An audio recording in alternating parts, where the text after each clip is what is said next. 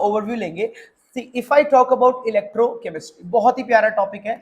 पूरा का पूरा टॉपिक 3 हिस्सों में मेजरली बटा हुआ है। ये जो आपका इलेक्ट्रोकेमिस्ट्री है 3 हिस्सों में आपका ये पूरा का पूरा टॉपिक बटा हुआ है। वह 3 हिस्से क्या क्या है, आइए बात कर लेते हैं इन 3 हिस्सों के बारे में। सबसे पहला हिस्सा है बेटा जी गैल्वेनिक सेल। गैल्वेनिक सेल हमारा सबसे पहला हिस्सा है।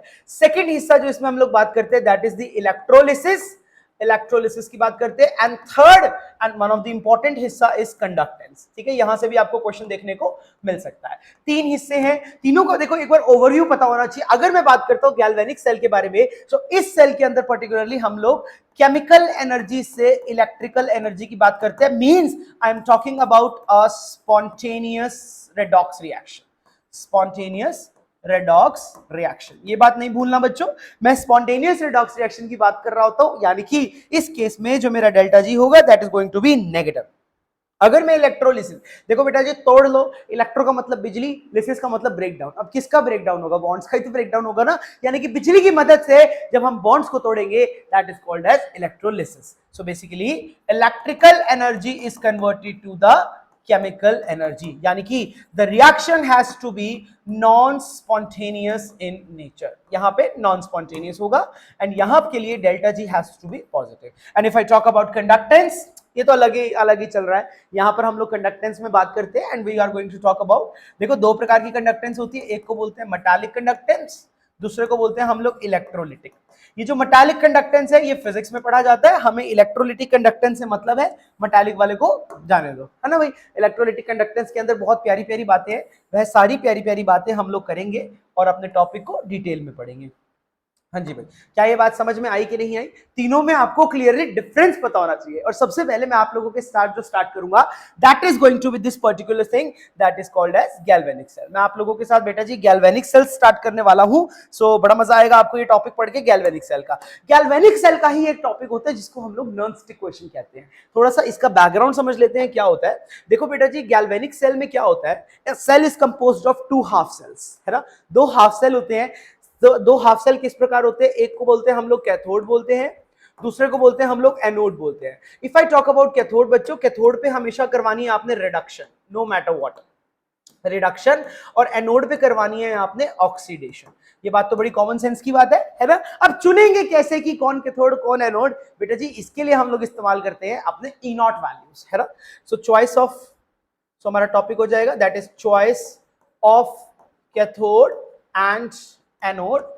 कैसे हम लोग इनको चूज करते हैं फॉर दिस पर्टिकुलर थिंग, जब हम इनकी चॉइस करनी होती है तो बस एक ही चीज आपने ध्यान रखनी है, वी यूज क्या यूज करते हैं, ई नॉट वैल्यूज। हम लोग ई नॉट वैल्यूज का इस्तेमाल करते हैं। ई नॉट वैल्यू का मतलब होता है इलेक्ट्रोड पोटेंशियल, इलेक्ट्रोड पोटेंशियल, इसको हम लोग इलेक्ट्रोड पोटेंशियल के नाम से जानते हैं।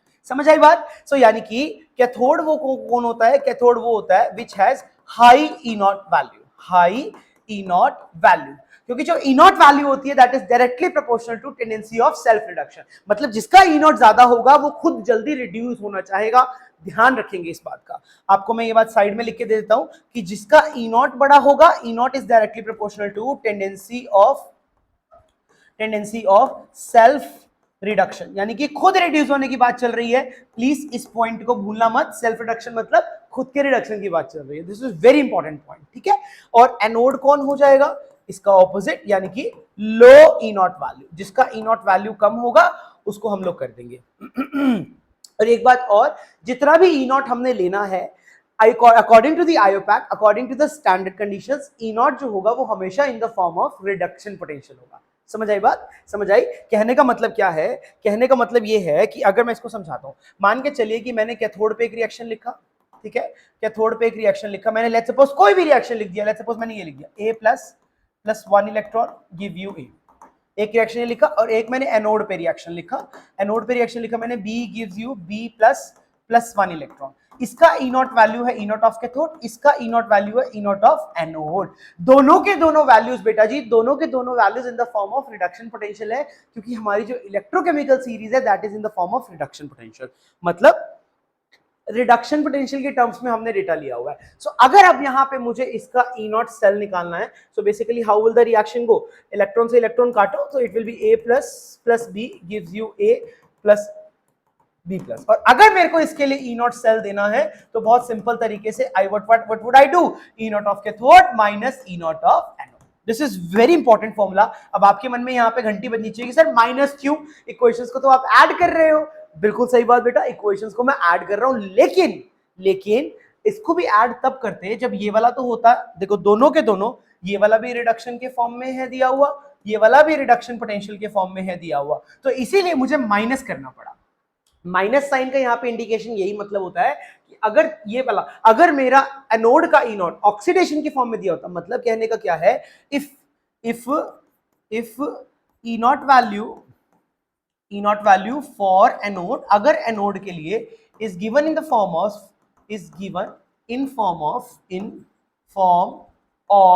ऑक्सीडेशन पोटेंशियल, तब हमारा फॉर्मूला क्या बनता, तब बहुत सिंपल फॉर्मूला बनता, यानी कि ई नॉट सेल बनता, it is equals to E naught for reduction plus E naught for oxidation. ठीक है, तब हमारे बीच के बीच में प्लस आता। बट आज के टाइम में क्या हो रहा है कि ये भी रिडक्शन के फॉर्म में है और एनोड वाली वैल्यू भी रिडक्शन के फॉर्म में है, इसीलिए माइनस करके यूज करते हैं हम लोग। समझ में आ गई बात, कोई मुश्किल बात नहीं है, बट इसको भूलोगे नहीं आप लोग। ठीक है, ये तो हो गई E naught values. E naught value समझना बहुत ही आसान है, कोई भी मुसीबत वाली बात नहीं है। नाउ अब फिर से वो क्वेश्चन तो वही रह गया ना कि नर्स्ट क्या है, नर्स्ट इक्वेशन क्या है। ठीक है, देखो बेटा जी, ई नॉट सेल होता है, ई नॉट सेल को अगर हम डिफाइन करें तो what is this, this is the cell potential.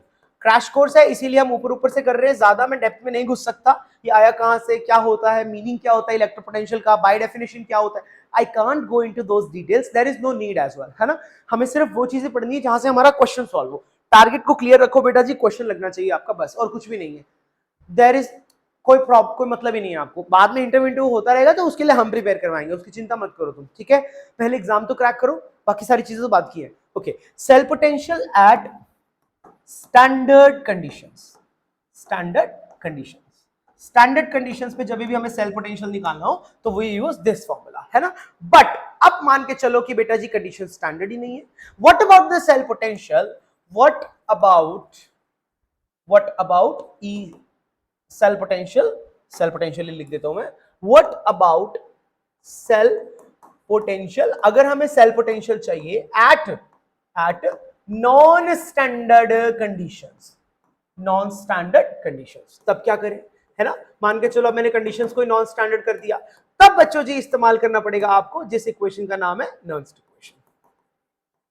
Nernst equation तब रोल प्ले करती है आपके लाइफ में। आइए अब देखते हैं कि नर्स्ट इक्वेशन को लिखते कैसे हैं। ठीक है जी, बहुत ही आसान तरीका होता है नर्स्ट इक्वेशन को लिखने का, बहुत ही प्यारी सी इक्वेशन है नर्स्ट इक्वेशन। आइए इसके बारे में एक बार चर्चा कर लेते हैं हम लोग। देखो इसकी मैं छोटी सी डेरिवेशन भी करवा देता हूं आपको। ओके, यहाँ पर मैसेज आया, sir how much lecture it will take. बेटा जी it will only going to take 2 lectures and that too फटाफट। अभी देखो स्टार्ट है तो मेरे को स्टार्ट में थोड़ा सा टाइम लग रहा है, but it will not take more than 2 lectures because we have to cover the entire physical, है ना। एक बार हेड स्टार्ट मिल जाए हमको, उसके बाद फटाफट से होता रहेगा। ठीक है, जैसे हमने सॉलिड्स को 2 लेक्चर्स में कंप्लीट किया है। What I'll do कि अगर नहीं हो रहा है तो I will take a लंबा lecture, but we have to complete in 2 lectures, क्योंकि हमने अपना प्लानर उस अकॉर्डिंग बनाया हुआ बेटा। ठीक है ना, I cannot go beyond 2 lectures, okay? ऐसा करने को तो इलेक्ट्रो बहुत ही बड़ा टॉपिक है, but I can not do that, right. इसीलिए हम लोग टॉप मोस्ट इंपॉर्टेंट टॉपिक्स उठाएंगे। अब नर्स्ट का बहुत ज्यादा क्वेश्चंस हमें देखने को मिलता है, so we have to take it. Okay, आओ देखो बेटा जी, अब नर्स्ट इक्वेशन की मैं बात करता हूं, तो how do I write the Nernst equation. Nernst equation लिखने का तरीका क्या होता है, अब इसको डेराइव करने के लिए याद करो, आपको एक इक्वेशन मालूम होनी चाहिए बेटा जी, very important equation, that is delta G is equals to delta G naught plus R T L N Q. This is like super important equation, जो कि आपने छोटी क्लासेस में भी आपको इंट्रोड्यूस किया जाता है। यहां पर गिब्स फ्री एनर्जी और ये Gibbs free energy at standard conditions है, डू नॉट फॉरगेट। ओके, अब एक काम करता हूं मैं यहाँ पे, अब मैं डेल्टा जी की वैल्यू पुट कर लेता हूं। अभी थोड़ी देर बाद मैं आपको डेराइव कराऊंगा ये कहां से आया। आपने याद रखना बेटा जी, delta G is always equals to minus N F E cell, never forget this, this is the formula that you will use. अब मैं इसमें वैल्यूज को पुट करता हूं, so this is minus N F E cell is equals to minus N F क्या हो जाएगा, E naught cell plus R T L N Q. कोई नहीं बताएगा आपको, ये डायरेक्ट करवा देते हैं। ठीक है, अब मैं क्या करता हूं, सारी की सारी इक्वेशन को माइनस एन एफ से डिवाइड कर दो। So what do I get E cell is equals to E naught cell minus RT upon NF, कुछ भी नहीं किया मैंने, माइनस NF से डिवाइड कर दिया ln ऑफ Q। ये जो बेटा जी इक्वेशन बनी है हमारे पास, इसी इक्वेशन को हम लोग क्या बोलते हैं, this particular equation is called as Nernst equation. ठीक है, now after putting the value of constants, ये R भी कांस्टेंट है, T भी कांस्टेंट है, F भी कांस्टेंट है। Now if I put values of constant, so हमारी equation after inputting the values of constant, सारे कांस्टेंट्स की वैल्यू पुट करूंगा, so what do I get, E cell is equals to E naught cell minus 0.0591 by n log of Q। ठीक है, so this is the equation that I am going to use. यहां पर Q क्या चीज होती है बेटा जी, Q is my reaction coefficient, reaction coefficient.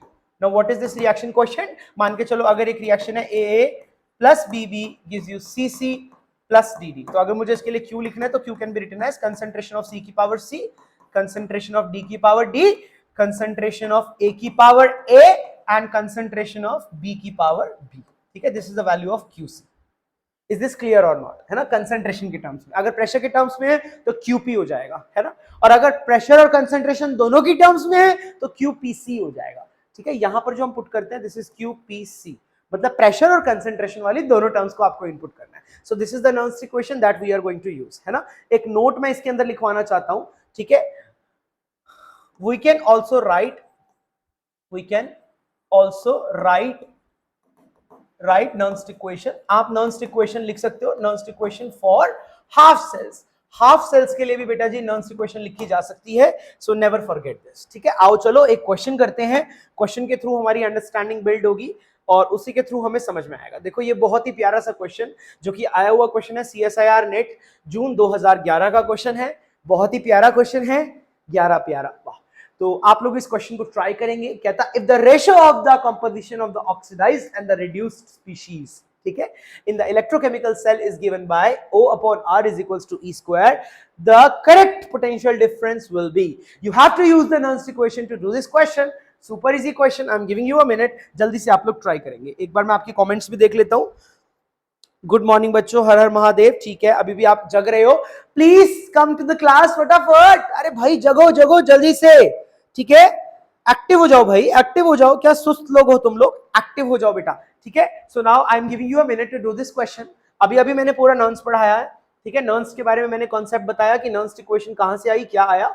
ये देखो यहां से हमने शुरू किया नर्न्स इक्वेशन का कॉन्सेप्ट बताना, और ये सारी बातें मैंने बताई। और एक बात सबसे इंपॉर्टेंट है, we can also write the Nernst equation for the half cells, half cells के लिए भी लिखा जा सकता है। अब इसी के भी हाफ पे I would like you guys to do this question and I am giving you a minute to do this question.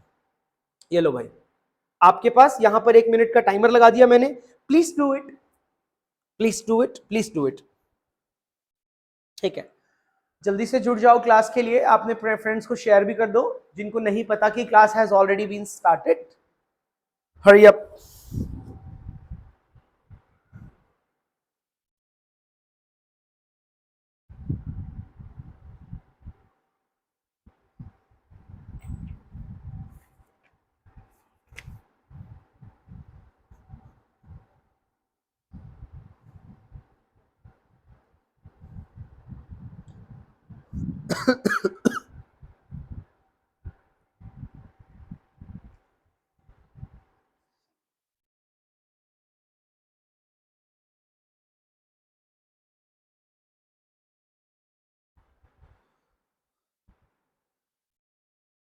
Okay बच्चों, let's check out what do we have here. एक बार आपके कमेंट्स देख लेते हैं। Okay, I can not see any response in the comments, very bad. आप करो बच्चों, अगर करोगे नहीं तो कैसे काम चलेगा, है कि नहीं। चलो मैं करवाता हूं फटाफट से, इस प्यारे से क्वेश्चन को हम लोग अभी के अभी निपटा देते हैं। CSIR नेट 2011 का क्वेश्चन है, नर्न्स का कॉन्सेप्ट लगाना है और आपका आंसर। देखो एक मैं आपको एक ट्रिक बताऊं, एक बढ़िया सा एक चीज बताऊं कि जब भी आपको नर्न्स लिखनी है ना, जब भी आपको नर्न्स इक्वेशन लिखनी है, नोट करके मैं ये बात बता देता हूं, ऑलवेज राइट सेल रिएक्शंस। सबसे पहले बेटा जी सेल की रिएक्शंस लिखो, सेल रिएक्शंस बिफोर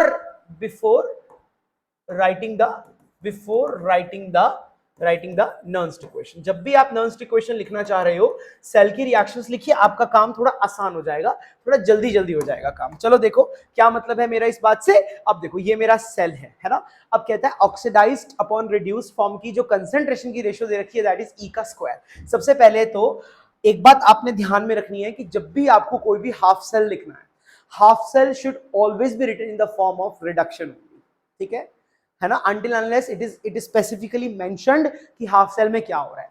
ये बात भी बतानी बहुत जरूरी है। ये छोटे छोटे जो पॉइंट्स है ना, ये हमारा बहुत ज्यादा टाइम ले जाते हैं। ये पहला पॉइंट, फर्स्ट पॉइंट ये हो गया। सेकंड पॉइंट क्या होता है, always right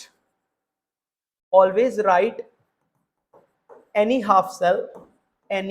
half cell in the form of reduction reaction, ठीक है। ये बात, ये कंसेप्ट है, आप ध्यान रखेंगे, भूलेंगे नहीं। अब इसी के लिए चलो बेटा जी मैं इसकी रिएक्शन लिख के दिखाता हूं आपको। सो कैथोड पे मेरा जो रिएक्शन जाएगा, can I write like this, sorry, cathode पे the reaction will go like this. What kind of reaction do we have? O का मतलब होगा ऑक्सीडाइज्ड फॉर्म, ऑक्सीडाइज्ड फॉर्म है ना।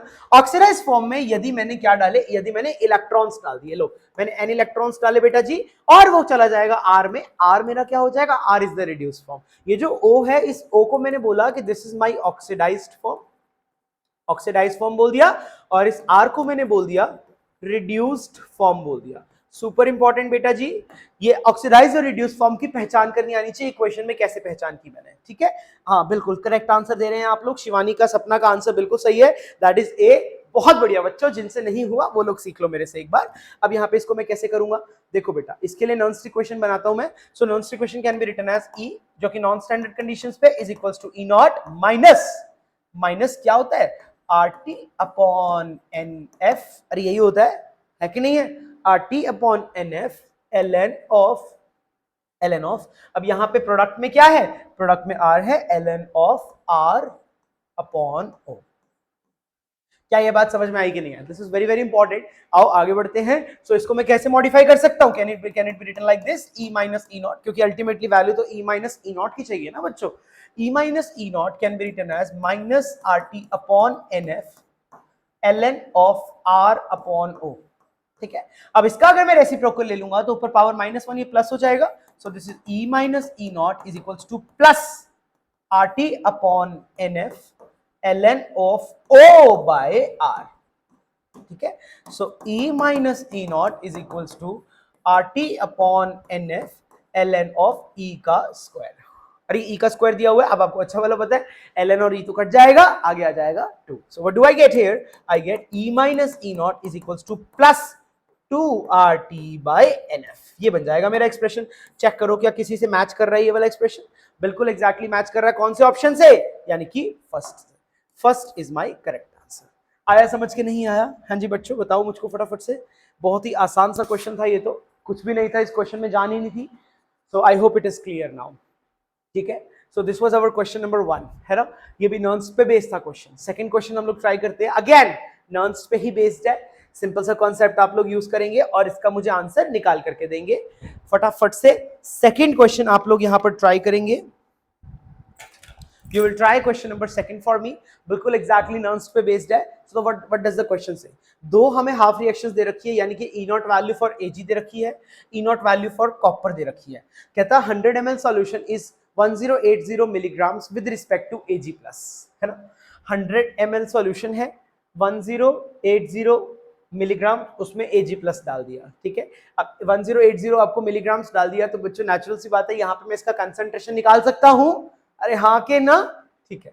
1080 मोल्स के बाद उससे डिवाइड कर देंगे and 635 milligrams with respect to copper. If 0.1 milligrams of copper, sorry, Ag plus left in the solution is considered to be the complete deposition, ठीक है। complete deposition हुआ of Ag, है ना। the cathode potential so that no copper is deposited during the processes, हमें copper deposit नहीं करना, उससे पहले Ag को deposit करना है, ठीक है। बहुत ही आसान क्वेश्चन है, try to do this question again, I am giving you a minute, 1 minute लगा के कोशिश करो और फिर इसका आंसर हम लोग डिस्कस करते हैं आपस में, ठीक है। चलो 1 मिनट देता हूं मैं आपको, तब तक के लिए आपके कमेंट्स पे एक बार नजर डाल दी जाए।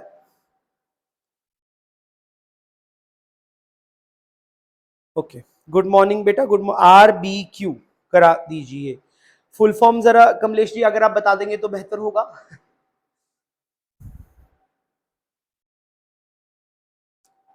Please tell me the full form, what do you want me to do? थोड़ा फुल फॉर्म बता देते तो ज्यादा अच्छा रहता कि नहीं।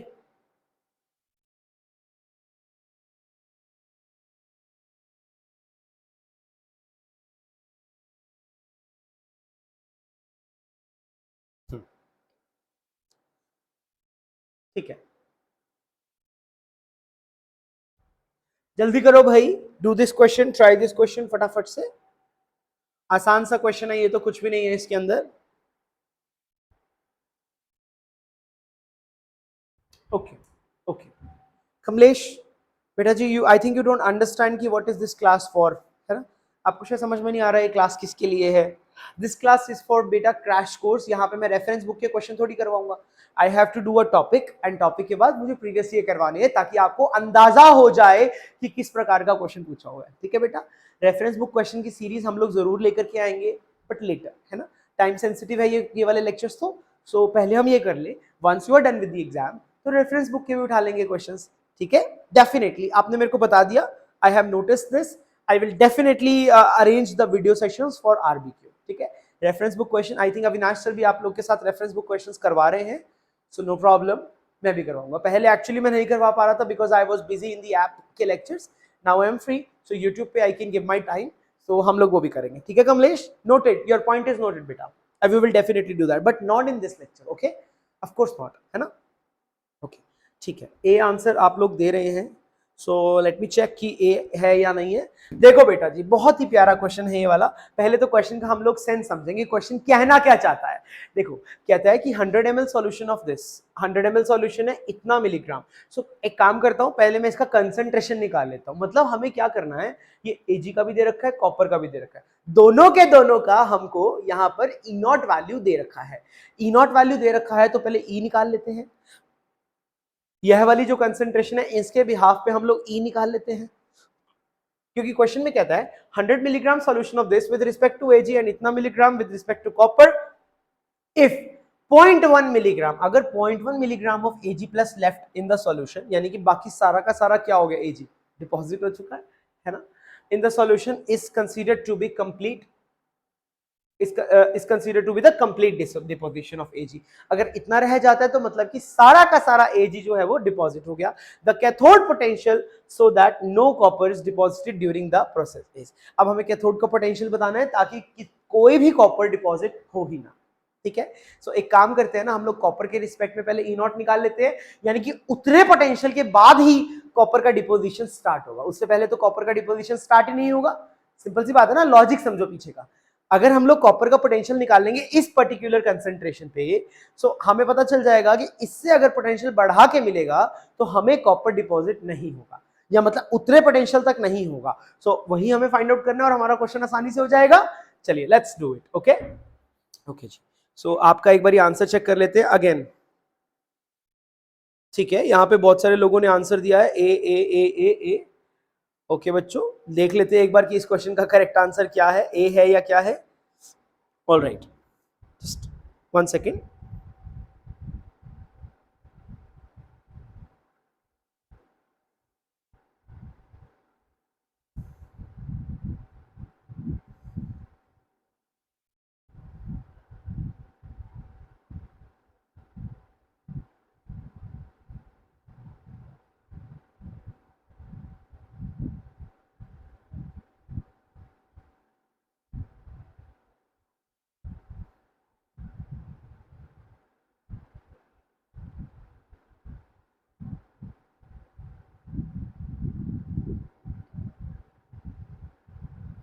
ऑलराइट सर, इस बार मेरा जेआरएफ होगा 15 टॉपिक ही कंप्लीट कर पाए हैं सर। ओके देखो बेटा इट ऐसे नहीं बता सकते कि आपने 15 टॉपिक किए कि आपका एग्जाम निकलेगा कि नहीं। इट्स अबाउट कि कितने अच्छे से किए हैं, मतलब what is your confidence level, और वो कौन से 15 टॉपिक है, that is the most important thing, है ना? अगर तुम अब 15 टॉपिक में छोटे छोटे टॉपिक्स गिन लोगे तो कोई फायदा नहीं है ना बेटा। सो हाँ, लेकिन इतनी बात मैं तुमको बता दूं कि आपको सब कुछ करना पड़ेगा। मतलब पहले क्या था कि दो सब्जेक्ट निपटा लिया आपका हो जाएगा, but no, this thing will not work for now। Nowadays, है ना, बिल्कुल भी उस पर काम नहीं करेगा। चलो बेटा जी आइए इस क्वेश्चन को हम लोग ट्राई करते हैं कि हम लोग कैसे करेंगे। सभी लोग जुड़ जाए, अच्छा ठीक, अभी भी कुछ लोग जुड़ रहे हैं, सो एक बार बता देते हैं हम लोग क्या कर रहे हैं। गुड मॉर्निंग बच्चों, welcome again to the YouTube channel of Chiral Academy. हम लोग यहाँ पर क्रैश कोर्स कर रहे हैं और आज का जो टॉपिक है हमारा that is the galvanic cell. ठीक है, चलिए अब यहाँ पे हमने एक क्वेश्चन हम लोग ऑलरेडी निपटा चुके हैं, बढ़िया सा ये वाला क्वेश्चन। सबसे पहले तो मैंने आपको गैल्वेनिक सेल का कॉन्सेप्ट सिखाया यहाँ पर कि गैल्वेनिक सेल की क्या कहानी होती है, ये पूरी बातें बताई मैंने आपको, ये देख लेना, थोड़ा वीडियो में बैक जाओगे तो आपको सब कुछ समझ में आ जाएगा, सही है। और उसके बाद बात करें हम लोग इसकी, तो हम लोगों ने क्वेश्चन लगाया एक ये वाला, और अगला क्वेश्चन लगा रहे हैं हम लोग जो कि बिलोंग करता है CSIR नेट जून 2011 का क्वेश्चन है। आइए देखते हैं कि क्वेश्चन में क्या कंडीशंस है। सबसे पहले मैं कॉपर के लिए करता हूं, यहाँ पे आओ देखो, अगर मैं कॉपर की बात करता हूं सो कॉपर का मुझे कितना अमाउंट दे रखा है, ये मिलीग्राम्स में दे रखा है ना। सो यानी कि कॉपर का जो वेट दिया हुआ है that is 1 point, I am sorry, copper की बात कर रहे हैं ना हम लोग, कॉपर का जो वेट दिया हुआ है वो यहां से हम कर लेते हैं दैट इज 0.635 ग्राम्स, है ना। कॉपर का मोलर मास भी आपको पता है दैट इज 63.5 ग्राम्स पर मोल। सो मैं काम करता हूं, अगर मेरे को इसके मोल्स निकालने चले सो मोल्स कितने आ जाएंगे, 0.01 मोल आ जाएगा। अरे बोलो बच्चों, 0.01 मोल आ गया। सो यहां से अगर मैं इसके मोल्स निकालने चला तो moles of Cu2 plus is equals to how much, that will be equals to, इसको इससे डिवाइड कर देंगे दैट इज 0.01 मोल्स आ गए, सही है। अब यहां से हमें कंसंट्रेशन चाहिए, तो हमने देखा कि 100 ml है, 100 ml का मतलब क्या हो गया, 0.1 लीटर हो गया। सो यहां से हमें पता चला कि कॉपर 2 प्लस की जो कंसंट्रेशन निकल के आएगी दैट इज समवेयर नियर 10 की पावर -3 मोलर। बस इसी कॉन्सेप्ट का हम यूज करेंगे, ठीक है। आओ चलो डेप्थ में चलते हैं थोड़ा सा इस क्वेश्चन के। सबसे पहले यहां पर हम लोग कॉपर की बात कर लेते हैं। हाँ जी, सबसे पहले we talk about copper. So copper की रिएक्शन कैसे रहेगी, तो copper 2 plus plus 2 electrons is going to give me copper, है ना, ये हमारे पास रिएक्शन हो जाएगी। आइए इसको सॉल्व करते हैं। तो what do I get, I get, इसके लिए नॉन्स लिखता हूं मैं, E is equals to E naught minus 0.0591/2 log of 1 upon concentration of copper 2 plus. ये बात भी मैंने आपको बताई अभी कि जब भी कभी अगर कोई सॉलिड चीज आ जाए तो उसका कंसंट्रेशन हम लोग यूनिटी के बराबर ले लेते हैं, ठीक है। अब वैल्यूज को पुट करूंगा, E मुझे निकालना था। सो बेटा जी यहां पर देखो E नॉट की वैल्यू क्या दे रखी है, 0.34। So it is 0.34 minus 0.0591/2 log of 1 upon concentration of 10 की पावर -3, है ना। कॉपर 2 प्लस की कंसंट्रेशन हमने इन डेटा का इस्तेमाल करके निकाली थी, 10 की पावर -3 आ रही है, बस इसका इस्तेमाल करते हैं हम। सो E इज इक्वल्स टू क्या मिलेगा मेरे को, चलो देखो बच्चों, तो इट इज 0.31, यहां तक आ जाएगा ये, हाँ जी भाई। तो इसको सॉल्व करेंगे, माइनस 0.0591/2 लॉग ऑफ, यहां पे ऊपर चल जाएगा 10 की पावर 3 बन जाएगा, यस यस, ठीक है। बस इसको सॉल्व कर लेंगे तो it is 0.34, I am sorry, 0.34, 0.0591/2 into 3, ठीक है जी। इसको सॉल्व करेंगे तो सॉल्व करने के बाद हमें एक आंसर मिल जाएगा। जो ही आंसर आपको मिलेगा बेटा जी, यहां पर हम लोग कह रहे हैं कि कॉपर का जो डिपोजिशन है इसके बाद स्टार्ट होगा। अब इन्होंने यहां पर यही क्वेश्चन बोला हुआ है, ओके। यहां पर किसी का कोई डाउट है, सर गेट के PYQ CSIR net chemical science repeated करते हैं, सारे बताएं आपके according sir please. Okay Kamlesh please, ऐसे ना बैच का रिदम टूट रहा है बेटा, ठीक है। I know you have many doubts to ask, है ना। So what we can do is कि ये चैटिंग का तो है नहीं area, I can not just chat here, है ना।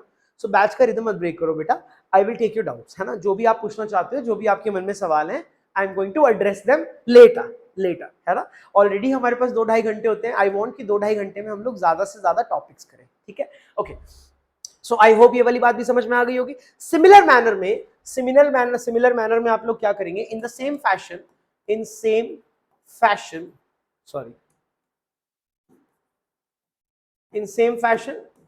we will find E for Ag। अरे Ag प्लस का भी E निकाल लेंगे हम लोग, E नॉट नहीं सॉरी, E निकाल लेंगे, है ना, E निकाल लेंगे हम लोग Ag के लिए भी। सो बस उसी के बाद हम लोग कंपेयर कर लेंगे और हम रियलाइज करेंगे कि यहां पर देखो क्वेश्चन का सेंस अगर आपको नहीं समझ में आया तो क्वेश्चन करना बहुत ही डिफिकल्ट हो जाएगा। क्वेश्चन में यहां पर क्लियरली बोला हुआ है कि हमारा यहाँ पे कितना कॉपर डिपॉजिट होगा। अब सिमिलरली जब आप E निकालोगे ना Ag का, तो आप रियलाइज करोगे कि वो 0.2 समथिंग आ रहा है है ना। तो 0.2 समथिंग आ रहा है, तो मतलब उसका वोल्टेज कम है। सो यानी कि अगर हम लोग कॉपर जितना भी वोल्टेज रखते हैं तो Ag तो सारा का सारा डिपॉजिट हो ही जाएगा, बट कॉपर रह जाएगा। तो यहां से आप इसको सॉल्व करेंगे, जो भी आपका अप्रोक्सीमेट आंसर आ जाएगा, सॉरी यहां से सॉल्व करके जो भी आपका अप्रोक्सीमेट आएगा that is the correct answer. I do not have solution to this, आप लोग सॉल्व कर सकते हो, मैंने आपको पूरा बताया कि इसको हम लोग किस प्रकार करने वाले हैं, ठीक है। सो बेटा जी नर्स्ट के क्वेश्चन बहुत इंपॉर्टेंट क्वेश्चंस में आते हैं, सो आई होप आपको क्लियर हो गए होंगे, ठीक है। आ जाओ, अब एक और टॉपिक जो है मैं वो आपको करवाना चाहता हूं यहाँ पे।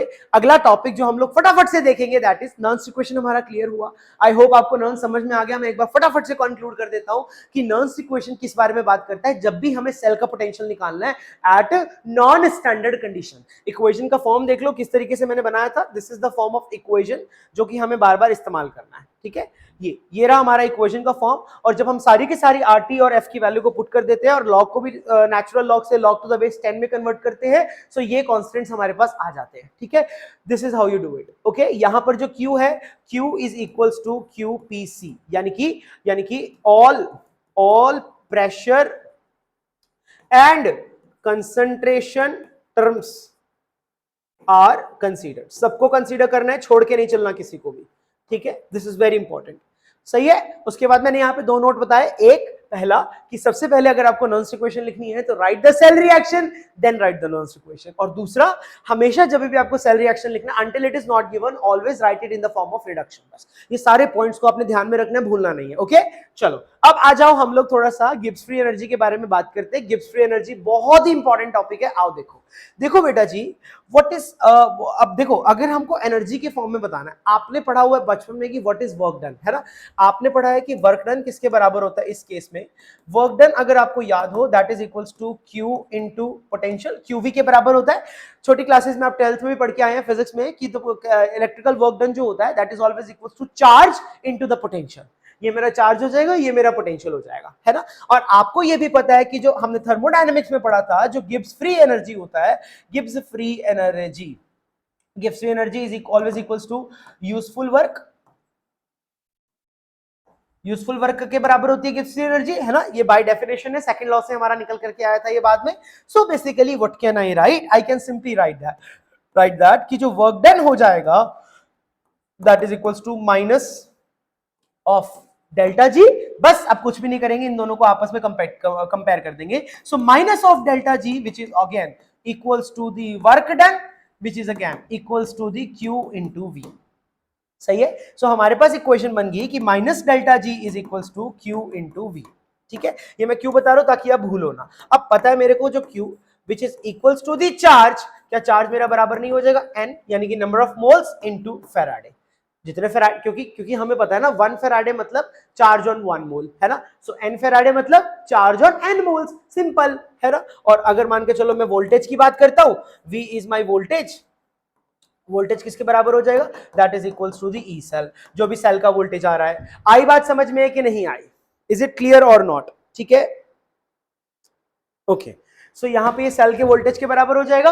Now let's put all these values into this equation to form just a single equation. So हमारे पास क्या आ जाएगा, यानी कि minus delta G is equals to n into F into में ई सेल, बस खत्म हो गया। So delta G can be written as minus N F E cell, ठीक है।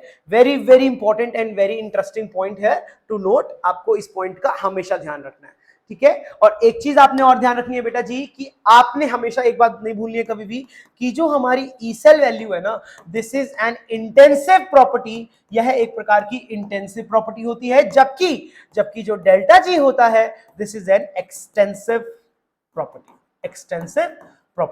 एक्सटेंसिव प्रॉपर्टी का मतलब होता है कैन बी एडिटिव, इसको हम ऐड कर सकते हैं, this can B additive and not additive, इनको डायरेक्टली ऐड और सब्ट्रैक्ट आपने नहीं करना, ठीक है। चलिए इस बेसिस पे हम लोग एक प्यारा सा क्वेश्चन करते हैं। मतलब क्वेश्चन से पहले एक छोटा सा कॉन्सेप्ट देख लो। कॉन्सेप्ट से मेरा क्या मतलब है कि मान के चलो कि अगर मेरे पास 3 रिएक्शंस पड़े हुए हैं, ठीक है, 3 रिएक्शंस अगर मेरे पास हैं, जैसे कि चलो क्वेश्चन के थ्रू ही समझाता हूं कि मेरा कहने का मतलब क्या है। लेट्स सपोज मेरे पास ये थर्ड क्वेश्चन है बेटा जी। इस थर्ड क्वेश्चन के माध्यम से हम लोग समझते हैं। कहता था standard electrode potential E naught for Fe3+ से Fe2+ कपल, एक कपल हमें ये दिया हुआ है। ऑलवेज राइट द रिएक्शन बच्चों, रिएक्शन लिखने से काम आसान हो जाता है। So what is given here, I am writing what all is given here, यानी कि Fe3 प्लस में जब 1 इलेक्ट्रॉन डालते हैं और वो कन्वर्ट होता है Fe2 प्लस में, तो कहता है इस कार्यक्रम के लिए हमें जो E नॉट का वैल्यू दिया हुआ है, यानी कि E नॉट ऑफ 1 जो हमें दिया हुआ है, दिस इज पॉजिटिव 0.77 वोल्ट्स, ये हमें दे रखा है, राइट। और इसके बाद बोलता है कि अगर फर्दर फिर आप Fe2 प्लस से Fe जाते हो, ये रहा Fe2 प्लस से Fe बोले तो Fe2 plus will accept 2 electrons to give you Fe solid। कहता इसके लिए जो E नॉट ऑफ 2 आपको दिया हुआ है दैट इज माइनस 0.44 वोल्ट्स, ये आपको दे रखा है, ठीक है जी। और क्या पूछता है, कहता है अगर हमें E नॉट वैल्यू निकालनी है इस कपल के लिए, हमें निकालनी किसके लिए है, यानी कि Fe3 प्लस 3 इलेक्ट्रॉन एक्सेप्ट करके Fe में चला जाए, इसका E03 जो है वो मुझे कैलकुलेट करना है। This is the question. ऐसे ऐसे एग्जांपल्स बहुत इंपॉर्टेंट होते हैं, तभी आपको डेल्टा जी का असलियत समझ में आएगा कि डेल्टा जी कितना इंपॉर्टेंट फैक्टर है यदि हमें अपने इलेक्ट्रो के न्यूमेरिकल्स को निपटाना है। तो समझे कि नहीं समझे, चलो देखो अब इसके भी हाफ पे मैं क्या लिख सकता हूं, देखना ध्यान से देखना, ये क्वेश्चन बहुत ही इंपॉर्टेंट है। ये लो, यहां मैंने एक नया पेज ऐड किया। अब देखो बेटा जी, कायदे से मैं देख पा रहा हूं कि ये वाली इक्वेशन नंबर 1 है, ये वाली इक्वेशन नंबर 2 है। इक्वेशन 3 कैसे बन रही है, जब मैं इन दोनों को क्या कर रहा हूं, मैं इन दोनों को ऐड कर रहा हूं, ठीक है। सो अगर आपको ये लगता है कि अगर E3 निकालना है, कुछ बच्चे E3 कैसे निकालते हैं, ऐड करने के लिए E1 प्लस E2 को ऐड करते हैं, दिस इज एब्सोल्युटली रॉन्ग, ये इनकरेक्ट मेथड है, आई can not do that. So what can I do? I can do this, यानी कि delta G3 can be equals to delta G1 plus delta G, तब काम बनेगा, तब आपका कार्यक्रम हो सकता है, ठीक है जी। आइए अब इसको करने की कोशिश करते हैं। अब हमने डेल्टा G3 को मैं कैसे लिख सकता हूं, सो डेल्टा G3 में अब देखो डेल्टा G का इन जनरल फॉर्मूला आप लोग जानते हो, अभी अभी हमने पढ़ा कि delta G is equals to minus NFE7 या फिर E, है ना। अब यहाँ पे डेल्टा G3 मुझे लेना है, तो थर्ड इक्वेशन में देखो इलेक्ट्रॉन्स कितने हैं, 3 इलेक्ट्रॉन्स है, so it is 3 minus 3F into E3, ये आ जाएगा। अब पहली इक्वेशन में कितना इलेक्ट्रॉन है, 1 इलेक्ट्रॉन है, so it is minus F into, और इसका E नॉट 1 कितना दिया हुआ है, 0.77, सो दिस इज 0.77 प्लस कर देंगे। और लास्ट चीज क्या मिलेगी हमको, देखो बेटा जी लास्टली क्या मिलेगा, अब यहां पे E नॉट ये दे रखा है, कितने इलेक्ट्रॉन्स है, 2 इलेक्ट्रॉन, सो यहां पे आ जाएगा माइनस 2F, और इसका वोल्टेज हमें कितना दिया हुआ है, माइनस 0.44, इट इज माइनस 0.44। बस इसको सॉल्व करेंगे सारे को, सारा F जो कट रहा है उसको निकालो बाहर, तो हमारे पास इक्वेशन कैसी बचेगी, माइनस भी कट रहा है ना, सारा का सारा माइनस भी कॉमन है, इसको भी बाहर निकाल दो। सो एक काम करता हूं, मैं सारा का सारा माइनस और F काट देता हूं, सो ये माइनस और F कटेगा सारा कुछ, तो हमारे पास बचेगा क्या, यहां बचेगा बेटा जी 3 into E3 is equals to minus F कटा, दिस इज 0.77, माइनस F कटा, ये देखो माइनस F कटा, तो ये माइनस साइन आ जाएगा, this is minus 2 into 0.4 and 4, ठीक है जी। आई होप यहां तक बात समझ में आ गई होगी आप लोगों को, कोई भी मुश्किल बात नहीं है इधर तक, बताओ जल्दी बच्चों, क्या इधर तक क्लियर है या नहीं क्लियर है।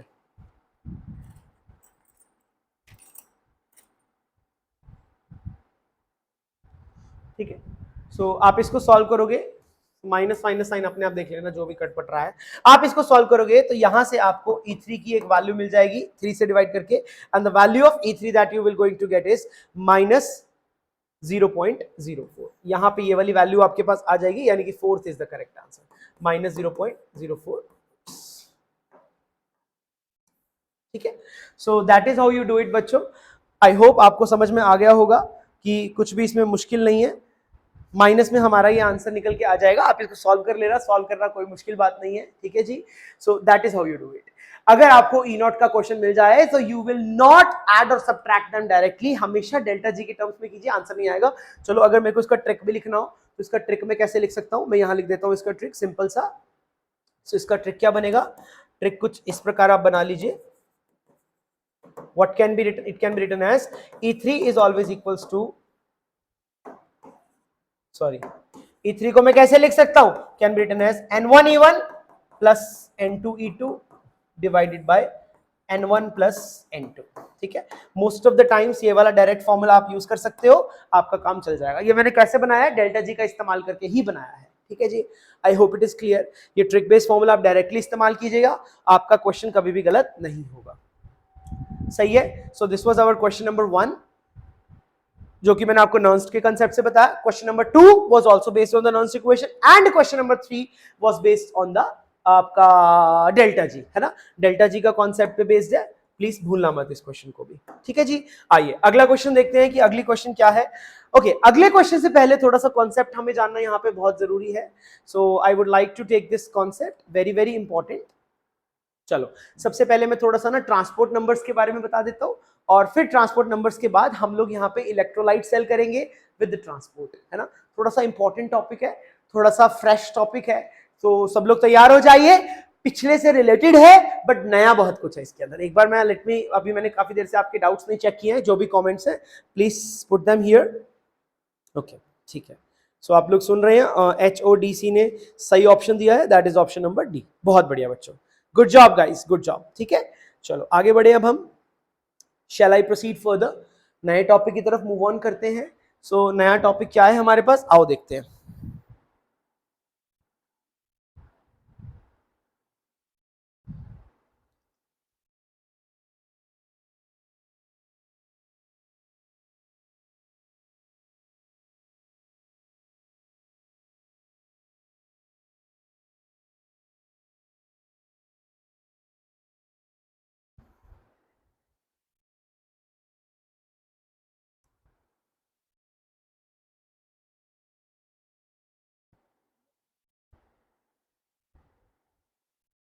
ठीक है भाई, तो सबसे पहले एक बार मैं ट्रांसपोर्ट नंबर का कॉन्सेप्ट आपको बताना चाहता हूं, क्योंकि इसके कॉन्सेप्ट की जरूरत बार बार पड़ेगी।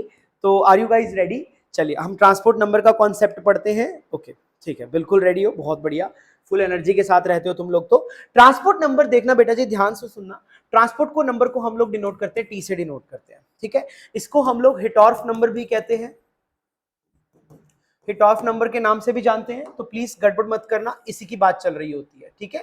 उसी का ही दूसरा नाम होता है ये। So how I will define this, transport number को डिफाइन करने का सिंपल नंबर होता है, इट इज द, मैं डेफिनेशन लिख देता हूं, इट इज द फ्रैक्शन, यह एक प्रकार का फ्रैक्शन होता है।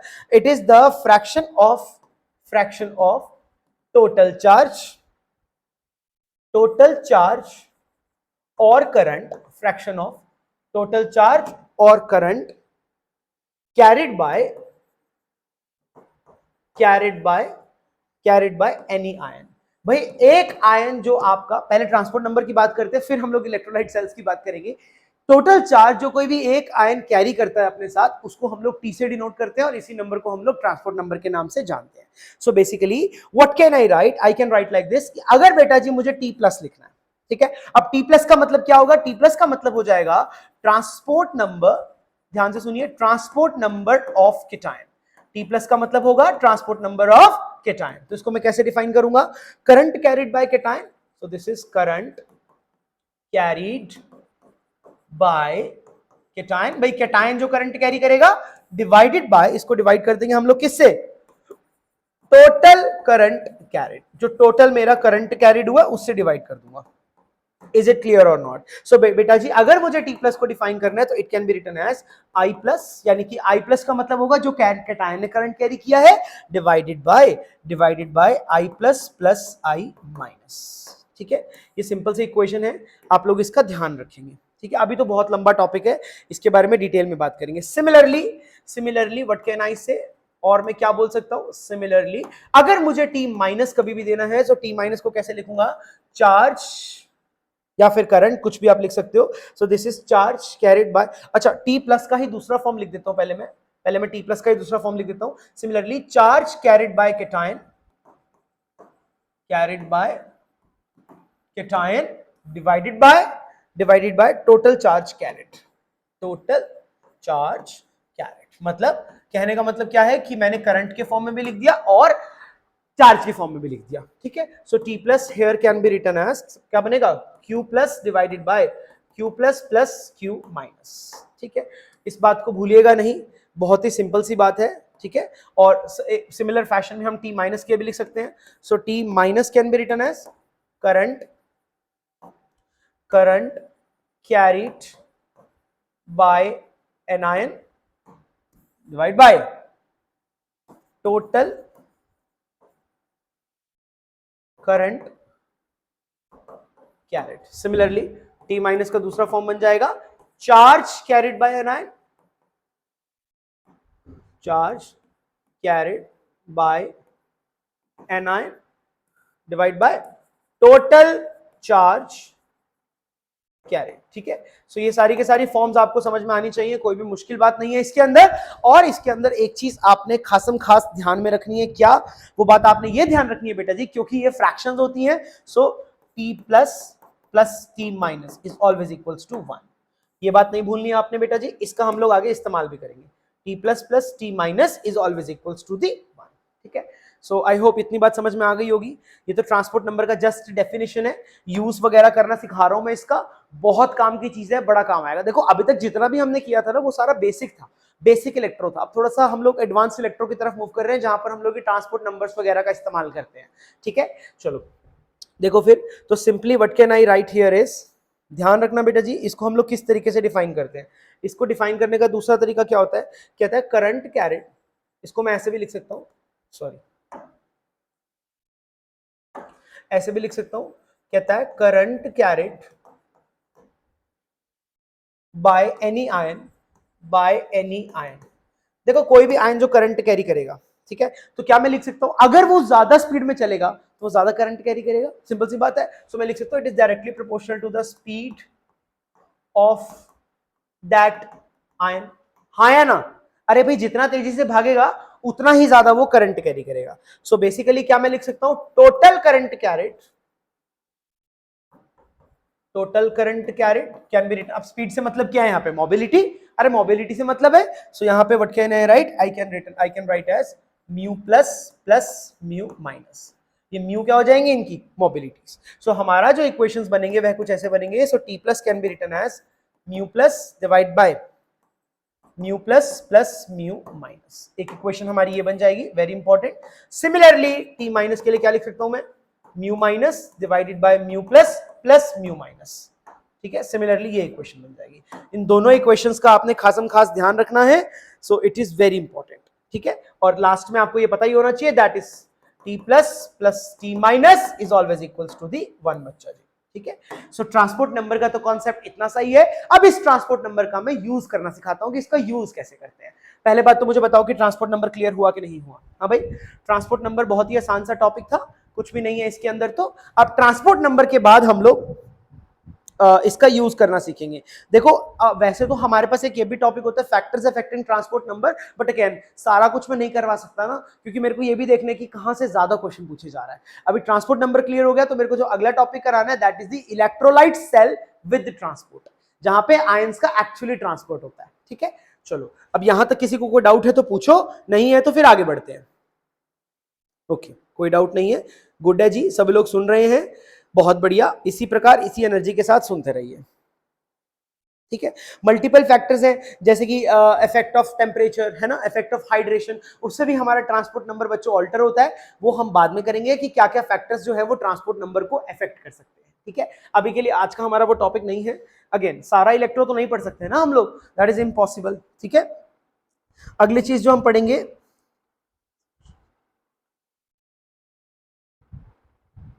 ठीक है, अगली चीज जो मैं यहां पे आपको पढ़ाना चाहता हूं, what is this, this is electrolyte concentration cell, concentration cell with transport, with transport, जिसमें ट्रांसपोर्ट होगा, with transport with respect to cation, cation का ट्रांसपोर्ट करवा के दिखाता हूं मैं तुमको। ठीक है जी, सो इंपॉर्टेंट टॉपिक है ये वाला। सबसे पहले तो ये जान लो कि इलेक्ट्रोलाइट कंसंट्रेशन सेल क्या होता है, कंसंट्रेशन सेल ही क्या होता है। बेसिकली एक प्रकार का गैल्वेनिक सेल ही होता है, मतलब कैथोड और एनोड सेम होते हैं, सेम इलेक्ट्रोड्स होते हैं, बस कंसंट्रेशन का फर्क होता है। ठीक है, तो इसमें कंसंट्रेशन सेल में दो टाइप के होते हैं, electrode concentration cell, electrolyte concentration cell. मैं आज इलेक्ट्रोलाइट देखो क्योंकि सारी चीजें मैं नहीं बता सकता, जो मेन है मुझे वही बताना पड़ेगा सिर्फ और सिर्फ। सो इलेक्ट्रोलाइट कंसंट्रेशन सेल्स के बारे में आज मुझे चर्चा करनी है। यहां तक बात समझ में आई कि नहीं है, किसी को कोई डाउट है तो पूछो, नहीं तो फिर मैं आगे बढ़ता हूं। ठीक है, I think it's pretty much clear then, if there is no doubt.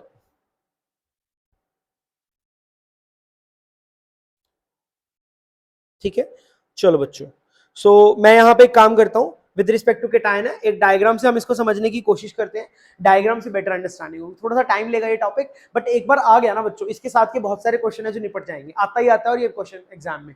सो एक 4 नंबर का क्वेश्चन पक्का ही हो रहा है तुम्हारा, है ना। सो इसको थोड़ा सा पेशेंटली सुनना, क्योंकि लंबा टॉपिक है, it is going to take some time, diagram बनाने पड़ते हैं मुझको, तभी जाके समझ में आएगा, ठीक है। चलो इस तरीके से इसको इमेजिन करो बेटा जी, मान के चलो कि इस तरीके से एक यू शेप्ड सिस्टम है, सही है।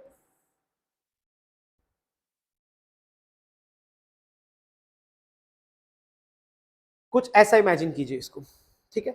अब ये आपस में कनेक्टेड है, मान के चलिए कि यहां पर एक हाइड्रोजन इलेक्ट्रोड डाल दिया मैंने, ये लो, और यहां पर भी एक हाइड्रोजन इलेक्ट्रोड डाल दिया मैंने, समथिंग लाइक दिस, ठीक है। यहां से ये कनेक्टेड है, ऑब्वियस सी बात है, ये वायर आ रही है, बीच में जो आपको लगाना है लगा लो, इधर से एक वायर आ रही है, और इधर से भी आ रही है, नॉर्मल जो हाइड्रोजन इलेक्ट्रोड होता है, ठीक है। ये आपका प्लैटिनम ब्लैक, ये भी आपका प्लैटिनम ब्लैक, थोड़ा लेबल कर लेते हैं इसको। यहाँ पे ओपनिंग दिखानी पड़ेगी ना हाइड्रोजन गैस के लिए, इधर भी एक ओपनिंग दिखा दिया मैंने, इधर भी एक ओपनिंग दिखा दिया, ठीक है। यहाँ पे H2 गैस है, H2 गैस, इधर भी H2 गैस, ठीक है भाई। अब यहाँ पे ध्यान देना बेटा जी कि कैसे कैसे हो रहा है। इसके अंदर मैंने HCl ले लिया, इधर इधर ये एक मेम्ब्रेन टाइप का कुछ लगा देता हूं मैं इधर, देखो ध्यान से please,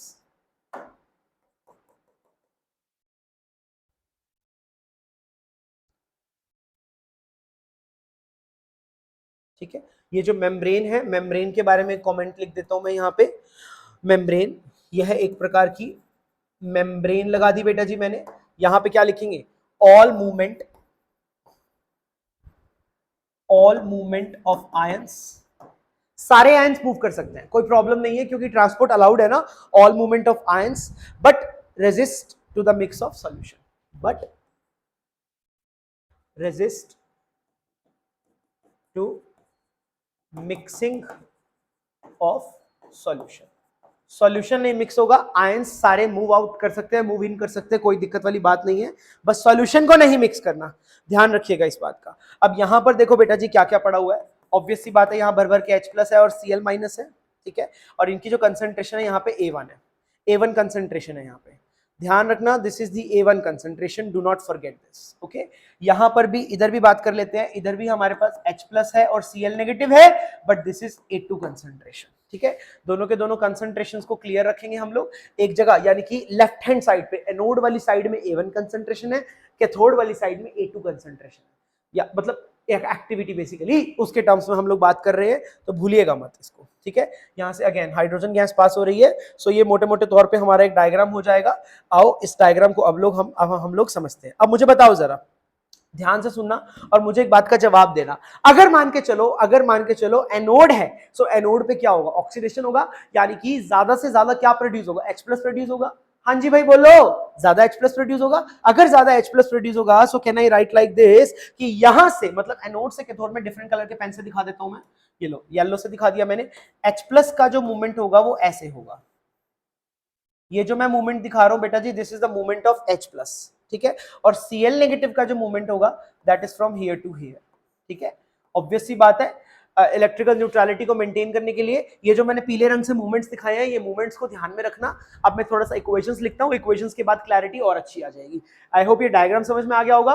what we are doing electrolytic concentration cell with transport, है ना, विद ट्रांसपोर्ट कर रहे हैं। आई डोंट नो आपने ये टॉपिक पढ़ा है पहले कि नहीं, बट अभी समझ लो, इंपॉर्टेंट है, ठीक है। चलिए, so if the diagram is clear, चलिए आइए रिएक्शंस लिखते हैं। अब मैं रिएक्शंस लिखने चलता हूं, तो सबसे पहले मैं लिखूंगा एट एनोड, एनोड पे रिएक्शंस लिख लेता हूं। मुझे बताओ जरा कि एनोड पे क्या होती है बेटा जी, ऑक्सीडेशन होती है, सो मैं ऑक्सीडेशन के रिस्पेक्ट में रिएक्शन लिखूंगा।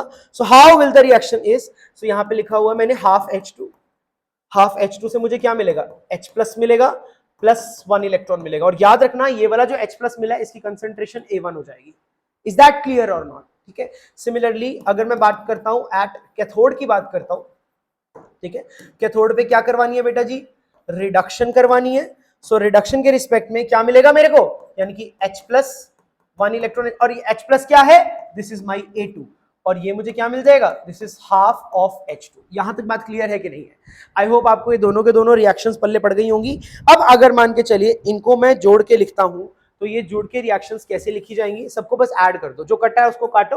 ये देखो, ये इलेक्ट्रॉन से इलेक्ट्रॉन कटेगा, सो ऐड करके रिएक्शन कैसे लिखी जाएगी, this can be written as half of H2 plus H1, sorry H plus जिसकी कंसेंट्रेशन A2 है, गिव्स H प्लस जिसकी कंसेंट्रेशन A1 है, plus half of H2 again. ठीक है, समझ लो, बहुत इंपॉर्टेंट है। एक टॉपिक ऐसा समझ लिया ना, आपका जिंदगी भर के लिए काम चल जाएगा, दिक्कत नहीं आएगी फिर तुमको। ठीक है, एक आधा टॉपिक, एक ये मेरे को बताना जरूरी है आप लोगों के लिए। ठीक है, यहां तक समझ में आया कि नहीं आया?